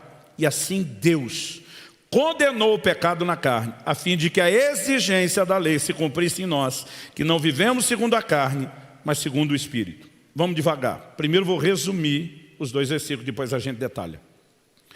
O que a lei não podia fazer, Deus fez enviando seu Filho. A lei foi dada por Moisés, a graça por meio de Jesus. Então o que a lei não pode fazer, a graça veio resolver. Por que a lei não podia fazer? Por causa da fraqueza da carne. O que era a fraqueza da carne? O texto diz, Ele enviou seu Filho em semelhança de carne pecaminosa. Está falando da natureza pecaminosa.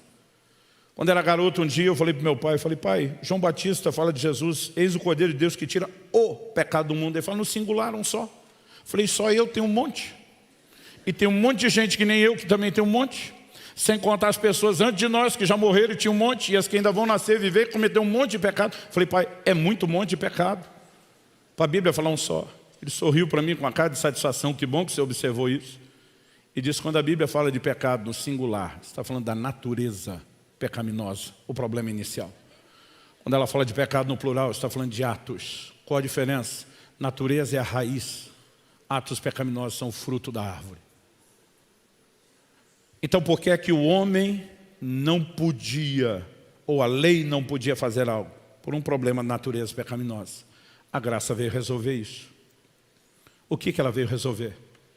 O texto do verso 4 termina dizendo, a fim de que a exigência da lei se cumprisse em nós. Qual era a exigência da lei que já vimos? Obediência. Agora preste atenção, gente.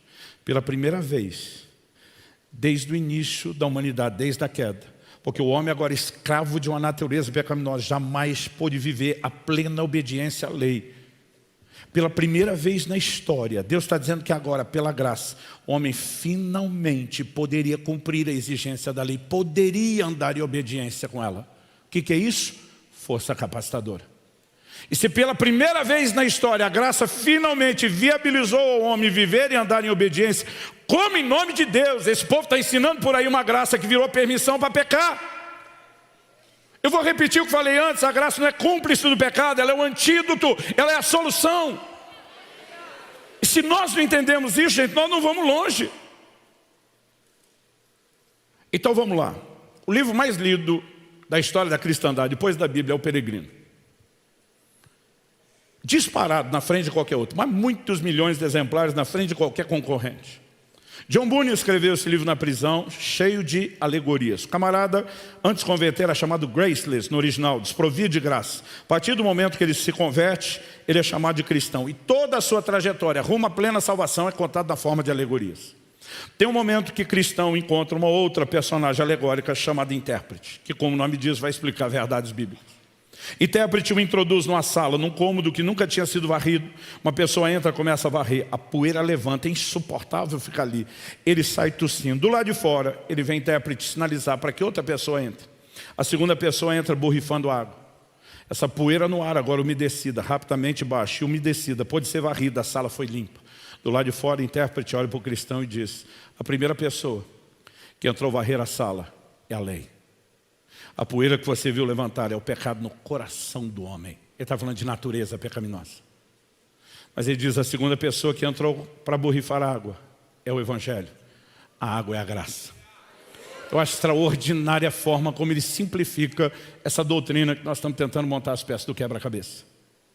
O que a Bíblia está dizendo, a lei não resolvia o problema. Ela era tipo o raio-x. Ela dava o diagnóstico, mas não dava a cura. Mas se o diagnóstico não é curado, não é preciso, a proposta de cura também não será. Então, quando a Bíblia diz que a lei serviu de um aio, de um guia, um tutor para nos levar a Cristo, não é só porque ela profetizava o Cristo que viria, a obra que ele faria, mas ela tinha um papel de diagnosticar o problema do homem. Por isso que Paulo diz em Romanos 6, quando o mandamento foi dado, ele está falando da lei, o pecado que estava em mim reviveu. Mostrou as suas garras, a sua força, a natureza pecaminosa que é rebelde, reagiu contra uma lei para ser obedecida. Qual era o propósito da lei? Denunciar ao homem o seu estado e dizer: ei, você não precisa só de perdão para pecados que você comete, você vai precisar ser perdoado todo santo dia o resto da vida. A lei estava dizendo: o que você precisa é de transformação. E ela sinalizava: um dia alguém virá não apenas para perdoar pecados, mas para transformar, empoderar você a um lugar onde você consiga viver obediência. Deus diz a respeito de mudança de aliança: escreverei a minha lei nos seus corações. Uma das maiores características da nova aliança é que ele não teria mais um povo rebelde como da antiga aliança, mas alguém que absorveria seus mandamentos, poderia vivê-los. Todo o propósito da graça flui numa direção, força capacitadora para a obediência. Então vamos recapitular. Primeiro fundamento, repita comigo se você puder: mudança de lei. Segundo fundamento, remoção da condenação. Terceiro fundamento, capacitação para a obediência. Agora vamos entender isso um pouco melhor. Eu vou voltar nesse texto de Romanos 8 algumas vezes, mas para ir explicando a gente vai ter que dar uma volta. O que a lei não podia fazer por causa da fraqueza da carne, a graça fez, para que a exigência da lei se cumprisse em nós. A plena obediência nunca foi possível na lei, mas seria possível na graça. Por quê? Por causa de uma natureza pecaminosa. Como esse problema se instalou? Romanos 5,12. Dois versículos depois você vai descobrir que Paulo está falando de Adão. E diz: por meio de um só homem entrou o pecado no mundo, através do pecado a morte, e a morte passou a todos os homens. Paulo vai dizer em Romanos 5, quando o primeiro pecou, todos pecaram. Como é que o pecado de um definiu o pecado de todos? Então vamos no que a Bíblia diz sobre a criação. Como que Deus fez o primeiro? Conforme a sua imagem. Deus estabeleceu uma lei para toda a criação, não era só para animais e vegetais, incluía o homem. Cada um reproduza conforme a sua espécie. Então, se Deus faz o primeiro parecido consigo e manda reproduzir de acordo com o que foi feito, o que é que Deus esperava das réplicas do resto que emanassem do primeiro? Que todo mundo fosse parecido com ele. Isso é o propósito da criação. Efésios 1,4, ele nos elegeu nele antes da fundação do mundo, para que fôssemos santos e irrepreensíveis. Santidade não é assunto secundário ou periférico na doutrina cristã, é o cerne do propósito da criação. Ah, pastor, mas o homem pecou, estragou tudo. É verdade, na lei, depois do homem estar em pecado, Deus por meio de Moisés disse: sede santos, porque eu sou santo. Sabe o que ele está dizendo? Meu plano mudou. Vocês podem ter bagunçado as coisas embaixo, mas o meu plano permanece inalterável. Ah, pastor, mas veio a graça sim. Na graça o apóstolo Pedro cita a lei de Moisés, porque ele não está citando um rito cerimonial interrompido, ele está citando a revelação de um propósito. Ele diz: porque está escrito, sede santos, porque eu sou santo. O propósito não mudou. Mas ninguém vai negar que Adão o inviabilizou. É por isso que nós precisávamos de redenção. Quando o primeiro pecou, ele deformou o molde. O primeiro era um cabeça de raça, uma matriz reprodutora, um protótipo. Quando pecou, ele deformou o molde. Ao deformar o molde, ele ainda está debaixo de uma lei: reproduza segundo a espécie. O primeiro homem pecador, agora reproduz seres pecadores.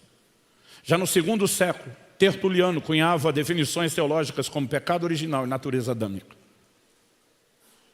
Eu e você precisamos entender, o Salmo 51:5 diz: eu nasci em iniquidade, em pecado me concebeu a minha mãe. Você já vem ao mundo com defeito de fábrica. Outro dia um falou para mim, Davi estava falando dele, não dos outros. Falei, pula para o Salmo 58:3. Os ímpios se alienam desde a madre, desde que nascem proferem mentiras. A igreja abandonou essas verdades, gente. Não se fala mais disso. O problema do homem não é o que ele cometeu, o que ele fez de errado, é o que ele é. Quando meu filho Israel era recém-nascido, estava no bercinho, Kelly e eu, estamos olhando para ele, babando nele, felizes com aquilo que Deus nos deu. E eu lembro que Kelly, feito mãe orgulhosa, olha para mim toda sorridente, disse, não é um anjinho? Falei, aí não, mulher. Você nasceu estragado. Se não arrepender, não nascer de novo, não for cheio do Espírito Santo, não presta para nada. Ela ficou me olhando em estado de choque. Falei para ela, vai dizer que eu estou mentindo? Ela falou, estragou meu momento. Falei para ela, mas pelo menos garantir a salvação do menino. Se a gente achar que anjinho não vai levá-lo a Cristo, pais, me ouçam. A maior responsabilidade de um pai é conduzir seus filhos a Cristo. Tem muito pai formando bons cidadãos para o mundo, mas que não são cidadãos dos céus. Nós precisamos o mais cedo possível levá-los a uma consciência de que eles nasceram em pecado e precisam de transformação, não só de perdão.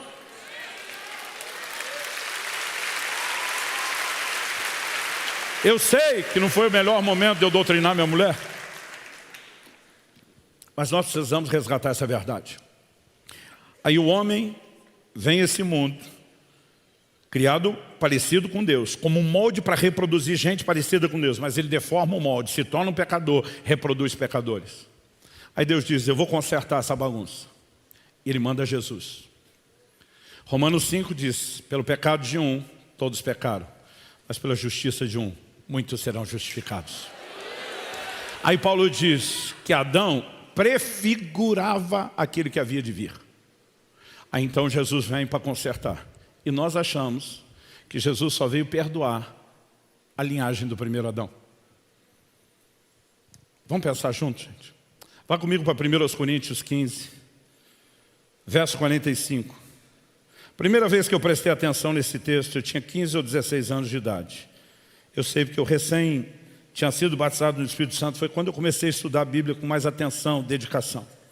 Aí eu estou lendo lá, pois assim está escrito, o primeiro homem, Adão, se tornou um ser vivente. Traduções mais antigas dizem alma vivente. Mas o último Adão é espírito vivificante. Parei e falei, tem outro Adão, além do marido da Eva? Falei, nunca vi isso. Naquela época não tinha Google. Eu fui conversar com meu pai, que era a maior referência que eu tinha acesso de estudo bíblico. Fui lá e falei, pai, tem outro Adão além daquele primeiro lá do Éden? Meu pai dificilmente respondia uma pergunta sem fazer outra e disse, está perguntando por quê? Foi porque Paulo fala do primeiro e do último Adão. Ele me interrompe e disse, fala de outro é porque tem. Eu senti minhas orelhas crescendo. Falei, reformulando a pergunta, quem é o outro? Que eu nunca vi ninguém falar dele. Meu pai, que dificilmente dava algo pronto, era um treinamento rigoroso para fazer a gente pensar, disse, vá conversar com o texto. Mas pai, o senhor já sabe, vá conversar com o texto. Sim, senhor. Eu voltei lá tudo de novo, foi assim está escrito. Primeiro homem, Adão, o marido da Eva, se tornou um ser vivente, um ser vivo. Claro, ele foi criado, uma criatura. Mas o último Adão é espírito vivificante. Falei, peraí, esse aqui não recebe vida, esse aqui comunica vida. Então, se o primeiro é criatura, esse aqui é criador. Falei, opa, isso não é comparação, é contraste. Com a ideia de contraste, fui para o 46. O que vem primeiro, ordem cronológica, não é o espiritual, e sim o natural. Depois vem o espiritual. Falei, então, peraí. Ser vivente, espírito vivificante. Natural e espiritual, outro contraste. 47. O primeiro homem, você lembra como Deus fez o primeiro? Ele diz, formado do pó da terra é terreno. O segundo homem é celestial, é do céu. Falei, outro contraste, celestial, terreno. Eu falei, peraí. Aqui ele não falou só terreno e celestial. Ele chamou o outro de segundo homem. Então quem quer que seja o último Adão é homem. Mas diferente do primeiro que é natural, ele é espiritual. Diferente do primeiro que é terreno, esse outro homem é celestial. Diferente do primeiro que é só uma criatura, ele é criador. De quem que a Bíblia está falando? Não sobrou mais ninguém aqui por eliminatória, gente. João 3 diz, tudo quanto foi feito por meio dele, sem ele, nada do que foi feito se fez. Eu, sem empolgado, fui falar para meu pai, o outro Adão é Cristo. Ele, aham. Como quem diz, estava lá o tempo todo. Mas aí eu fiquei bolado, porque eu sou parte de uma geração que era amargurada com Adão. Depois de Satanás, o pior vilão da Bíblia para mim era Adão, gente, sem brincadeira. A gente perguntava para os pastores, se Deus é tão bom, por que os homens ficaram tão ruins? Então, é por causa de Adão. Ao invés de explicar o molde deformado que comprometeu todo mundo, a única coisa que eu, no auge da maturidade dos 15 anos, pensava era o quê? Quando chegar no céu, nós vamos juntar uns brother, nós vamos dar uma coça no miserável do Adão, que azarou a nossa vida aqui na terra. Aí eu penso agora, está comparando Jesus com o miserável do Adão. Falei para meu pai, como? Ele diz, vá conversar com o texto. Sim, senhor. Aí voltei lá na continuação, 48. Como foi o homem terreno, assim também são os demais que são feitos do pó da terra. Ele é uma matriz reprodutora que produz gente semelhante a ele. E como é o homem celestial, assim também são os celestiais. Aqui o único contraste é o que cada um reproduz. Mas a comparação é 2 cabeças de raça, 2 matrizes reprodutoras, 2 protótipos. Preste atenção, Deus fez o primeiro para cumprir o seu plano. Deus faz o primeiro semelhante a si, para reproduzir réplicas semelhantes ao Criador na terra. O primeiro falhou. Por que é que você acha que Deus mandou outro? Só para perdoar os pecados do primeiro? Não. Ele diz, vou enviar uma outra matriz reprodutora que garanta que o plano inicial seja cumprido posteriormente. Ele veio formar gente semelhante a Deus na terra. Agora observe. Olha o que diz o verso 49. Assim como trouxemos a imagem do homem terreno, traremos também a imagem do homem celestial. O cerne da obra da graça não é só transformação, mas é a transformação na imagem de Jesus.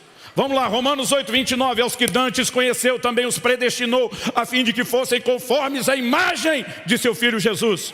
1 de João 2, 6. Quem diz estar nele, deve andar como ele também andou. 1 de Pedro, capítulo 2, verso 21. Ele nos deixou exemplo para que a gente siga as suas pegadas. 1 Coríntios 11, 1. Sede meus imitadores, como eu sou de Cristo. Filipenses 2, 5. Tende em vós o mesmo sentimento que houve também em Cristo Jesus. Efésios 4, 13. Até que todos cheguemos à estatura do varão perfeito, Cristo Jesus. 2 Coríntios 3, 18. O Espírito nos transforma de glória em glória no quê? Na imagem do Senhor Jesus. O cerne do Evangelho é a transformação do homem na imagem de Jesus. Assim como trouxemos a imagem do homem terreno, traremos também a imagem do homem celestial. Como trouxemos a imagem do primeiro? Por nascimento. Como traremos a imagem do último? Por nascimento. É por isso que Jesus chega para Nicodemos e diz, Nicodemos, presta atenção, se alguém não nascer outra vez, de novo, não pode entrar no reino de Deus.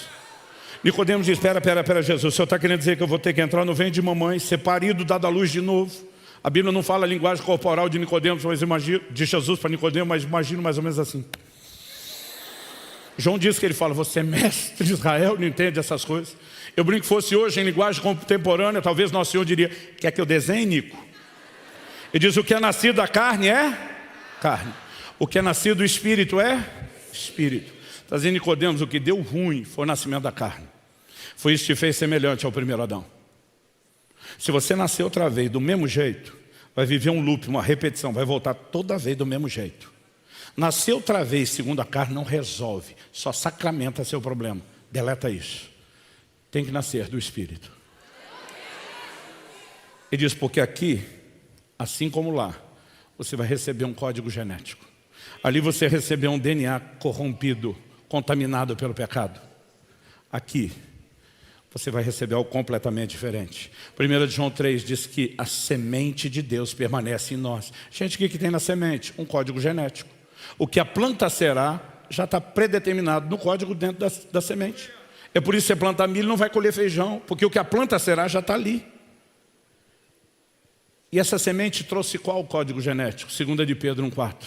A fim de que vos torneis participantes da natureza divina. Quando eu e você nascemos de novo, recebemos uma nova natureza, a natureza de Deus. Mas quando nascemos segundo a carne, entramos estragadinho no mundo. A solução está aqui, no novo nascimento. Quem está acompanhando? Pastor, então o senhor quer dizer que quando eu recebi a nova natureza, eu perdi a velha? Não. Por que não? Porque o que é nascido da carne é carne. Onde está a velha natureza? Na carne. O que é nascido do Espírito é Espírito. Onde está a nova natureza? No seu Espírito. O dia que você converteu, seu Espírito desencarnou, desincorporou do corpo, saiu vagando por aí? Não. Então esse Espírito recriado com a nova natureza está vivendo onde? Dentro do corpo. A gaiola chamada corpo. Paulo em Romanos 8 chama de cativeiro da corrupção. Traduzindo, gaiola da corrupção. Então sua nova natureza está presa dentro de uma estrutura carnal que carrega a velha. E o pau está quebrando entre elas. Mas antes de falar do pau quebrando entre elas, vamos ver a boa notícia, verso 50 de 1 Coríntios 15. Com isso quero dizer, irmãos, que a carne e o sangue não podem herdar o reino de Deus. Por que não? Nem a corrupção herdar a incorrupção. Onde está a corrupção? Na carne. Onde está a incorrupção? No reino de Deus. Verso 51, eis que vou lhes revelar o mistério. Nem todos dormiremos, mas todos seremos transformados. No momento, no abrir e fechar de olhos, ao ressoar da última trombeta. A trombeta soará, os mortos ressuscitarão incorruptíveis e nós seremos transformados. Por que, Paulo? Porque é necessário que esse corpo corruptível se revista da incorruptibilidade e que o corpo mortal se revista da imortalidade. Quando esse corpo corruptível se revestir de incorruptibilidade e o que é mortal se revestir de imortalidade, então se cumprirá a palavra que está escrita, tragada foi a morte pela vitória. Um dia o problema da carne será completamente resolvido. Quando? Filipenses 3, 20 e 21, nossa pátria está nos céus, de onde aguardamos um Salvador, o qual há de transformar o corpo da nossa humilhação para ser igual ao corpo da sua glória. Hebreus 6, um dos rudimentos da doutrina de Cristo, ressurreição dos mortos. 1 Tessalonicenses 4 diz que quando Cristo vier, os mortos ressuscitam, vivos são transformados. Todo mundo junto sobe transformado ao encontro do Senhor nos ares. Por quê? Porque finalmente esse processo terá terminado. Agora vamos voltar para Romanos 8,3. O que a lei não podia fazer por causa da fraqueza da carne, Deus fez enviando seu Filho em semelhança de carne pecaminosa. Ele não vem com carne pecaminosa, mas com um corpo parecido. Por quê? O texto dizia assim, Deus condenou o pecado na carne. Por que é que o pecado tinha que ser condenado na carne? Porque entrou e perpetuou-se através da carne. Gente, o que é que nós celebramos na ceia do Senhor? O pão e o cálice, o fruto da vide. O que é que cada um simboliza? O pão significa o corpo de Nosso Senhor. O cálice, com suco de uva, o sangue de Nosso Senhor. A gente já não fala quase nada a respeito do sangue, mas menos ainda do corpo. Hebreus 10:10 fala do sacrifício do corpo de Jesus. Isso é um mistério tão grande na redenção, que em 1 João 4, o apóstolo diz, amados, provai os espíritos e vede se são de Deus. E diz, porque um espírito que não confessa que Jesus vem em carne não é de Deus. Que mistério é esse? Que os espíritos malignos não querem admitir que Jesus vem em carne. Olha as seitas, elas vão dizer que Cristo é um espírito iluminado, não Deus encarnado. Porque o cerne da vitória de Jesus Cristo sobre a obra das trevas é Deus ter condenado o pecado na carne. Por que tinha que ser condenado na carne? Porque entrou pela carne, perpetuou na carne. E qual será a obra final da redenção? Na segunda vinda de Cristo nós temos o ápice da redenção. Essa natureza finalmente será erradicada e arrancada de nós. Por que que Paulo diz que o último inimigo é ser vencido é a morte? Como ele entrou? Em Romanos 5,12 ele diz, por meio de um só homem entrou o pecado no mundo, através do pecado a morte. O pecado é a locomotiva, a morte é o vagão que vem atrás. O pecado entrou, mortalidade entrou. O que é que vai acontecer aqui? Quando o pecado sair, a mortalidade sai. Quando a corruptibilidade sair, a mortalidade sai. Aqui nós teremos a plena restauração. Agora a pergunta, Jesus já voltou? Ele veio, vocês não me avisaram, gente? Jesus já voltou? Ainda não. Então até que ele volte, como a obra da graça nos ajuda nesse momento? Essa pergunta vou responder ano que vem na próxima conferência. Então estou brincando. Feita essa pequena introdução, também é uma brincadeira.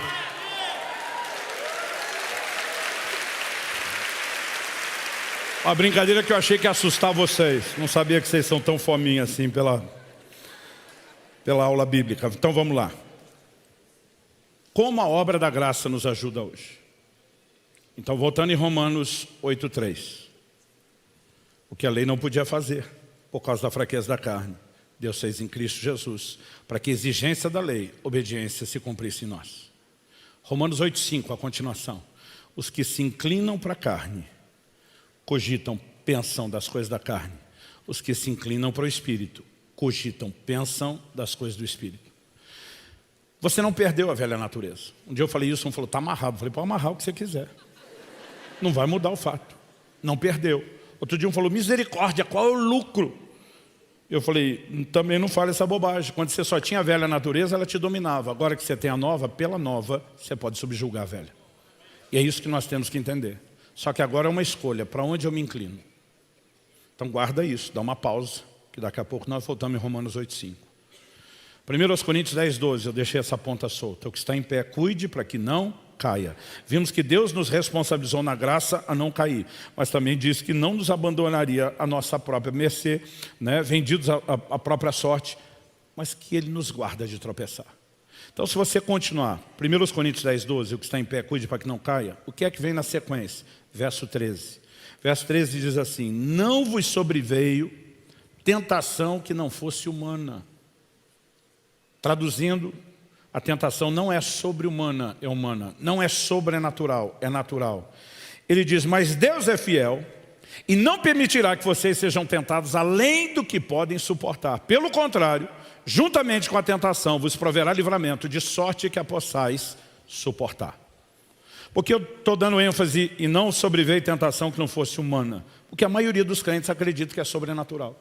Sério, gente. A maioria, assim, quase absoluta. Não, pastor, foi um negócio demoníaco, diabólico, infernal, satânico, maligno. Só que a Bíblia está dizendo, não sobreveio tentação que não fosse humana. A tentação humana não é sobre-humana, é natural, não é sobrenatural. Outro dia um falou para mim, mas a Bíblia chama Satanás de tentador. Eu falei, a mesma Bíblia diz em Tiago 1,14, cada um de vós é tentado quando atraído, enganado pelo próprio desejo. Que te trola é o seu desejo. Mas pastor, onde é que o tentador entra?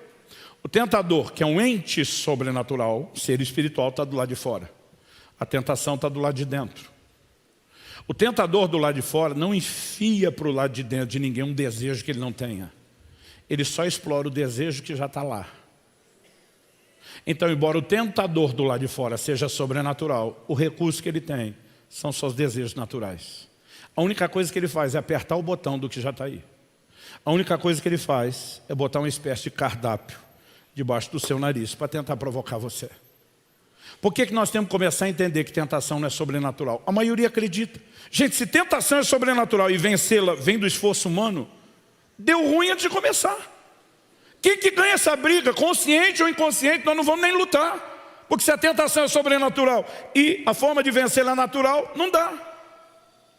Agora, a tentação não é, nunca foi e nunca será sobrenatural. O que é sobrenatural? Só tem uma coisa sobrenatural nessa história. Deus proverá livramento. Sobrenatural é o livramento, gente, não a tentação. Agora pensa, se tentação é sobrenatural e vencê-la natural, deu ruim. Mas espera aí, tentação é natural e o livramento é sobrenatural. Se você entender isso, a pergunta é, quem é que segura a gente? Como é que nós não vamos ganhar essa briga? Eu sempre digo que o entendimento errado gera em você uma fé errada e a fé errada te leva para o lugar errado. Se a gente continuar acreditando que tentação é sobrenatural, nós não vamos andar em vitória sobre o pecado. Romanos 6,14 define graça assim, o pecado não mais terá domínio sobre vós, porque não estáis debaixo da lei, e sim debaixo da graça. A grande mudança de lá para cá, a quebra do domínio do pecado. Um dia desse eu estava pregando sobre santidade, no final um rapaz vem repetindo o mantra. Ele olha para mim com desdém e diz assim, legalista. Falei, eu vou te provar que o legalista é você, não é? Não, você que é legalista, você que prega a lei, eu prego graça. Falei, o rótulo que você usa é uma coisa. Nós vamos avaliar agora o conteúdo pela Bíblia. Eu falei, se você continua mesmo pregando graça, dizendo que carrega a revelação da graça, você continua na prática dos mesmos pecados, você está debaixo da lei, que é onde o pecado tem domínio. Mas se eu escapei dele, estou do lado de cá, eu estou debaixo da graça. Mesmo que você bote sobre você o rótulo de graça, seu conteúdo é lei, escravidão. Mesmo que você jogue sobre mim o rótulo de lei, o conteúdo é graça, porque é liberdade. Eu falei, agora, use qualquer texto bíblico que me ajude a entender o que eu não entendi. Ele ficou quieto, emudecido, saiu. E eu que tive que lidar com a tentação de não gritar para ele, legalista, que dá vontade, dá vontade. A quebra do domínio do pecado é o cerne da obra da graça. Como? Força capacitadora. Outro dia um falou para mim, não pastor, mas me ensinaram que era para eu buscar ajuda no trono da graça, eu caí. Falei, te ensinaram errado. Ele falou, como é que é? Eu falei, te ensinaram errado. O senhor está querendo dizer que se eu cair não é para pedir perdão? Eu falei, não. Estou dizendo que não deveria buscar ajuda depois da queda, deveria buscar ajuda antes. Mateus 26, 41, vigiem e orem para que vocês não caiam em tentação. Jesus mandou orar para não cair. A gente só ora depois, caiu. Aqui é verdadeiro ditado, é melhor prevenir do que remediar. Aí falei para aquele camarada, agora graça para você, buscar ajuda do trono da graça, é só levantar do chão? É. Falei, de onde você tirou isso? Não, ajuda em momento oportuno, eu caí, é o momento oportuno dele me levantar. Falei, amigo, nossas Bíblias são muito diferentes. Falei, olha o que diz a minha. Para você entender um texto, você sempre tem que entender o contexto. Então você tem que ler mais versículo antes, mais versículo depois. Neste de Hebreus 4,16, que para quem não lembra o que diz, ele diz, portanto, aproximemo-nos do trono da graça com confiança, a fim de recebermos misericórdia, encontrarmos graça para ajuda em momento oportuno. Falei 2 versículos antes, o 14.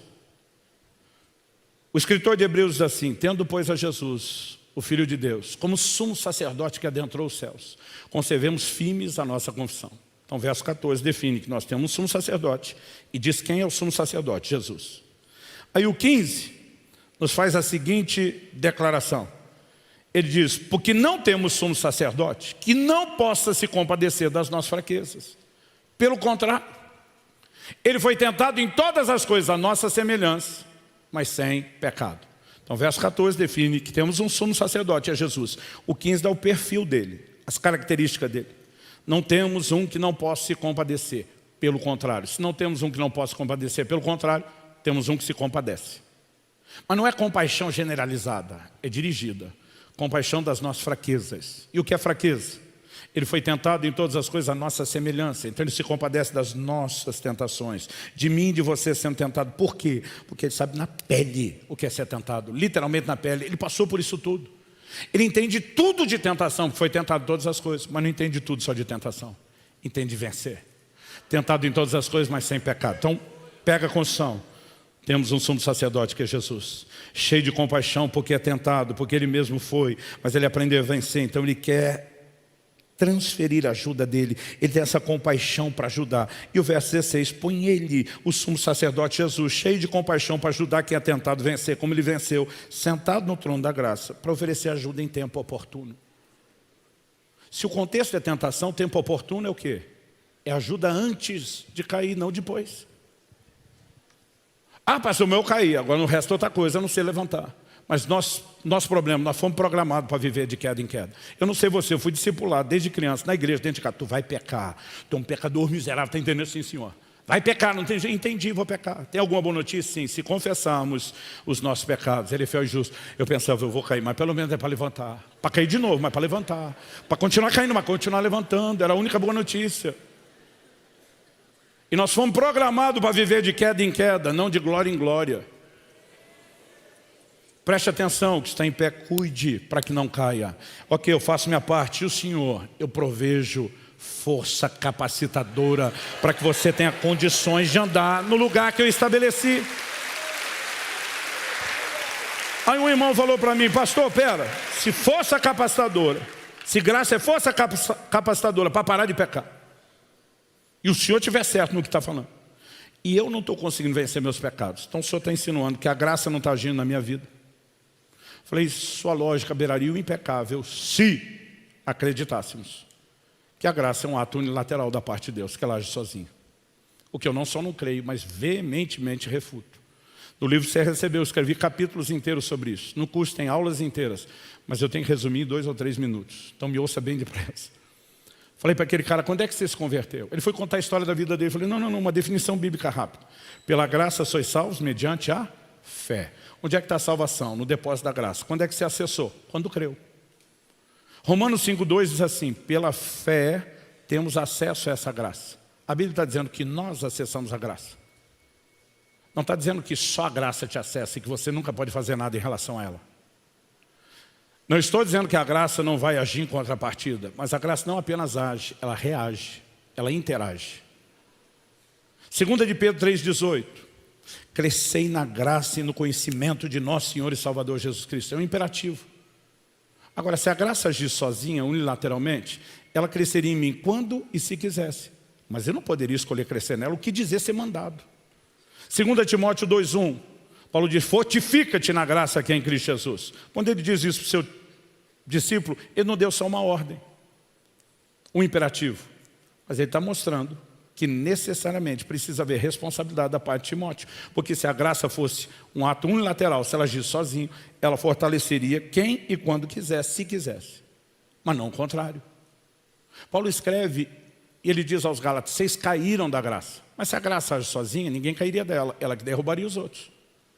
Mas ele está aplicando a responsabilidade para quem caiu e não para a graça. Em 2 aos Coríntios, no capítulo 6, no verso 1, Paulo diz assim, exorto-vos na qualidade de cooperadores. Cooperadores no grego, sinergeu, trabalho conjunto. Exorto-vos na qualidade de cooperadores, de quem interage, trabalha com Deus, que não recebais a graça de Deus em vão. Mas se a graça trabalha sozinha, por que eu vou recebê-la em vão? Ela entra e faz o que quer. Aliás, ela seria irresistível. Paulo diz aos Gálatas, eu não anulo a graça de Deus. Mas se ela age sozinha, por que ele diria que não anula, se ela não pode ser anulada? Ele ia gastar tempo falando o óbvio.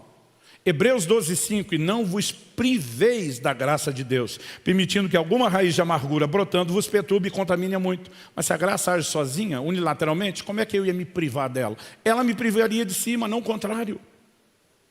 A verdade é que a graça não apenas age, ela reage.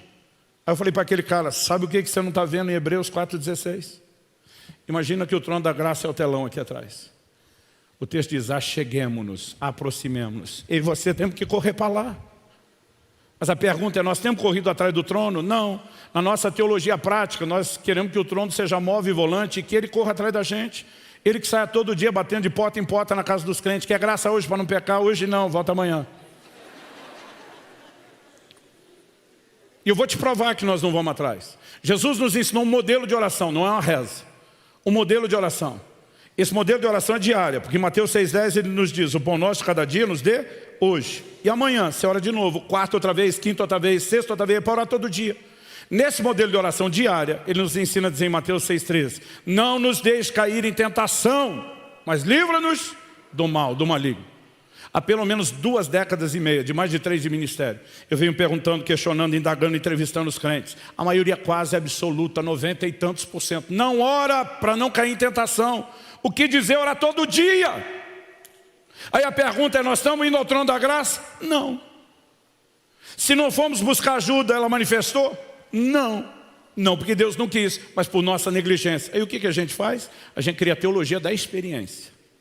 A gente pega o cara que não buscou ajuda e que porque não buscou ajuda não conseguiu, e a gente bota ele onde? Sentado na sarjeta da vida, amargurado, choramingando, Romanos 7, miserável homem que sou.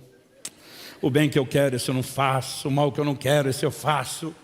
E aí, para explicar a graça, o que a gente faz? A gente bota Jesus sentadinho na sarjeta da vida, do lado dele, fazendo um cafuné na cabeça dele, dizendo, crente, eu te entendo, nem eu consigo transformar você. Só me resta aceitá-lo como é. E nós rebaixamos a graça de transformadora a meramente aceitadora. Isso não é a graça. Isso é um subproduto da nossa negligência, que nós criamos e resolvemos acreditar e que tem nos roubado do melhor de Deus. Preste atenção, eu não vim aqui te apontar o dedo, eu não vim jogar pedra em você, eu não vim te julgar pelo seu passado ou seu presente, eu vim te apresentar uma nova proposta de futuro. Nós podemos andar em vitória, o pecado não mais terá domínio sobre vós. A Bíblia diz que Jesus é o mesmo ontem, hoje, será para todo sempre. O mesmo homem que disse àquela mulher, vai, não peques mais, é o mesmo. Seus mandamentos não mudaram, o seu propósito não mudou e a sua graça não mudou. Deus seja louvado. Agora, pastor, como eu interajo com a graça? Quando Jesus diz, vigiem e orem, vigiai e orai, para não entrar ou cair em tentação, ele não está dizendo que oração é uma obra meritória. Que você orou muito, mas tanto, que Deus olhou do céu e disse, uau, Cleide, tu ora pra caramba, eu estou impressionado contigo, estou lhe devendo algo. Não. Tiago diz assim, quando ele começa falando de pedir sabedoria, depois vai para todo e qualquer tipo de assunto, ele diz, peça porém com fé, não duvidando. As palavras de John Wesley, o grande avivalista reformador inglês: oração é um meio da graça. Você usa a oração como uma maneira de expressar fé. E Romanos 5,2 diz que a fé é o acesso à graça. Então, à medida que eu e você oramos, nós vamos buscar lá na graça a força capacitadora pela fé e a trazemos para o lado de cá. Então, a oração não é uma obra de mérito, é um meio da graça. Mas John Wesley chamava todas as disciplinas espirituais de meios da graça. E quando você estuda 2000 anos de história da igreja e do evangelho, todos os santos homens e mulheres piedosos que marcaram a geração, que fizeram diferença, que escreveram história, têm o que em comum? Disciplinas espirituais. Eram homens e mulheres de tempo devocional com Deus. Eram homens e mulheres de oração. Eram homens e mulheres de leitura, meditação, estudo na palavra. Eram homens e mulheres de Deus que adoravam. Eram homens e mulheres que jejuavam. Mas você ouve os pregadores pós-modernos da graça hoje, eles vão dizer: você está preocupado em orar e ler a Bíblia porque você é religioso. Eles estão esculhambando as disciplinas espirituais. Jejum, então, para essa turma, parece ser coisa do Satanás. Não é só da lei. Sério, de tanto que eles atacam. E na minha opinião, de todas as disciplinas, o jejum é a mais negligenciada, a menos compreendida. Provavelmente uma das razões pela qual é a menos praticada. Um dia um cara falou para mim, um pastor falou para mim: me dá um bom motivo para jejuar. Eu falei: Jesus jejuou, tu quer ser melhor do que ele? Jesus está debaixo da lei. Eu falei: não me faça violência hermenêutica. Comigo não. Eu falei: na hora de defender graça e atacar a lei, você diz: a lei foi dada por meio de Moisés, a graça é verdade por Jesus. Agora ele revela a graça, mas não ensinou e praticou nada da graça.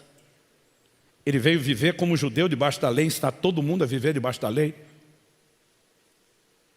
Eu falei: diz, façam discípulos das nações, gentios. Ensine eles a guardar tudo que eu vos ensinei, inclusive o quando jejuardes, não se jejuardes. Jesus disse dos seus discípulos: eles não podem jejuar quando o noivo está presente, mas quando ele for tirado, falava da sua assunção aos céus, todo o período da sua ausência até o seu retorno, eles vão jejuar. Como é que o jejum não é para hoje?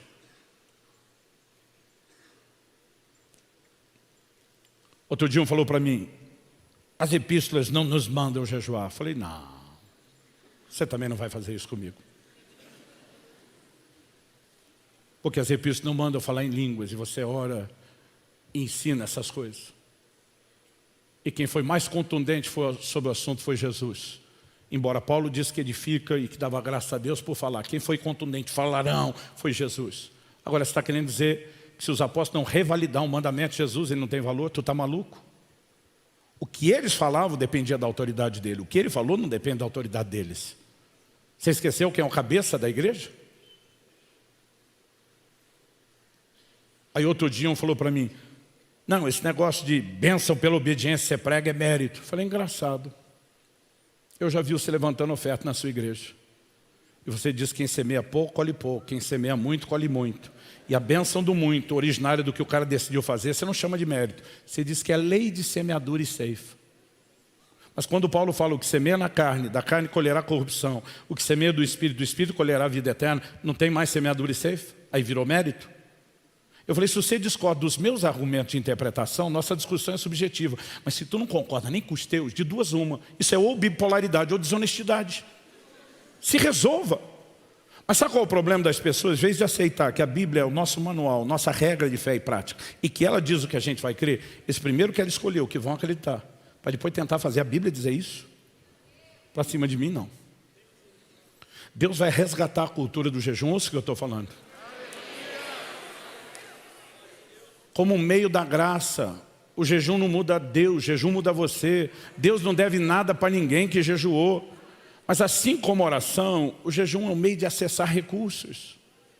Em 2018, pela primeira vez, Deus me chamou para o jejum de 40 dias. Não estou dizendo que você tem que fazer. Mas o que eu vim entendendo aos poucos, à medida que ia crescendo nessa prática, ficou claro como nunca nesse de 40. Porque ele me gerou uma crise sem precedentes. Pastor, qual foi a crise? Meu temperamento é colérico. Para quem não sabe o que é, explico: barraqueiro por natureza. Quase todo dia que eu acordo, eu falo para mim: você é crente e é pastor, se comporte. Eu brinco que eu mal abro o olho na cama, eu viro para o lado, o Espírito Santo já está me encarando, dizendo: fruto do Espírito é amor, mansidão, domínio próprio. Se eu tentar virar a cara para ele, dou de cara com a minha mulher, dizendo: seja mais doce, meu amor. Tem sido uma batalha de uma vida lidar com isso. Só que durante 40 dias, nada e ninguém, naquele jejum, me irritava. Nada, ninguém. Pastor, se eu vencia a tentação? Não, não era nem tentado.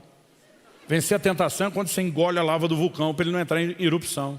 O meu estava adormecido. Era um negócio tão assustadoramente calmo que minha esposa, quem conhece sabe que é um doce de pessoa, ela ficava tirando onda comigo. Ela parava na minha frente e dizia: quem é você? Quem está aí? O que você fez com meu marido? Que homem manso é esse que eu não reconheço? Ela dizia: amor, o que está acontecendo? Eu dizia: não sei, eu estou tão calmo. Ela dizia: eu estou vendo. Eu falei: não, você está vendo por fora, você não tem noção da serenidade por dentro.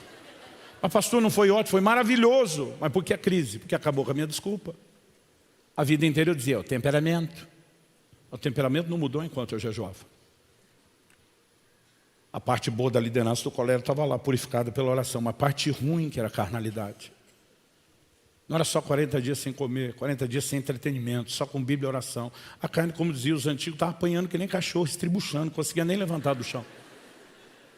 Por que eu estou dizendo isso, gente? Qual é o cerne da obra santificadora? Eu aprendi aos 15 anos de idade: a carne não converte, tem que ir para a cruz. Até que Jesus venha para transformá-la, ela não vai converter. Não adianta você pedir com gentileza: dona carne, pode se comportar. Não vai rolar. Por isso que Paulo dizia: eu esmurro meu corpo, eu reduzo a escravidão. Ele está dizendo que você tem que assumir o comando. Domínio próprio não é a carne se auto-sabotar, ela não quer isso. Romanos 8,3 disse: pelo Espírito mortificardes os feitos do corpo. No capítulo da transformação em Romanos 12, Paulo diz: ofereça o corpo como sacrifício vivo. Sacrifício vivo é um paradoxo, porque sacrificar é matar. Como é que o sacrifício é vivo? Paulo está dizendo: mata, mas não mata literal o seu corpo. Então o que eu mato, Paulo? Colossenses 3,5, fazei morrer a vossa natureza terrena. Agora lembra de Romanos 8,5? Os que se inclinam para a carne pensam do lado de cá. Os que se inclinam para o Espírito pensam do lado de cá. Outro dia um falou para mim, eu estava falando da importância das disciplinas espirituais. Quanto mais você lê a Bíblia, mais você desperta a consciência da nova natureza. Quanto mais você ora, mais você desperta a consciência da nova natureza. Eu estava falando sobre ler a Bíblia, um falou para mim: não, é que eu não tenho tempo. Tomei o celular da mão dele, já estava desbloqueado. Abri um aplicativo. Mostrei para ele o tempo que ele gastava em rede social. A média diária, calculada na semana, 5 horas e meia por dia em rede social. Falei: então, cara de pau. Falei: se você ficasse 2 horas e meia na rede social, que já é tempo demais para ver a vida dos outros, sobrava 3 para você ler a Bíblia por dia. Não, mas é que eu não acesso tudo de uma vez, acesso aos poucos. Falei: lê a Bíblia aos poucos. Eu sou de uma geração que a gente ouviu os pais dizer: quem quer dar um jeito, quem não quer dar desculpa. Por que eu estou dizendo isso? Ele falou: vai dizer que rede social agora é pecado. Eu falei: criatura, não é pecado, mas está te ajudando a pecar. Porque tudo que te rouba da inclinação para a nova natureza, de alguma forma, alimenta a outra. Eu falei: sem contar as horas que você gasta de entretenimento, porque eu sei que tu é chegado e maratonar seriado. Agora vai dizer que maratonar também não é pecado, mas te ajuda a pecar. Como? Falei: meu amigo, aqui na igreja nós estamos ensinando um casamento monogâmico, fiel. Como que a maioria dos crentes se diverte? Torcendo enquanto está vendo um filme ou seriado, para o camarada largar a rabugenta da esposa e ficar com a amante. E a gente não percebe esses valores entrando. E por que que dentro da igreja o adultério, o divórcio está chegando quase no mesmo patamar do lado de fora?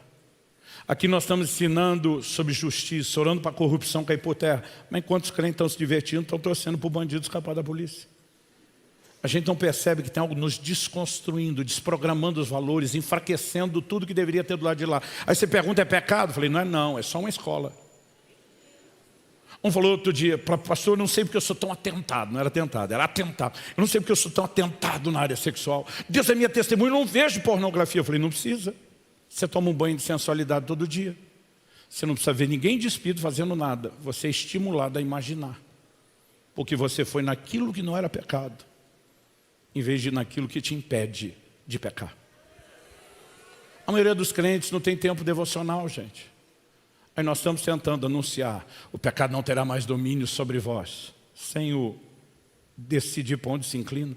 Quando você decide se inclinar para a nova natureza e começa a entregar as disciplinas espirituais, a graça, por isso que chamavam de meios da graça, vai fortalecer você. E pela graça, você vai poder subjugar a velha natureza. Quem está entendendo?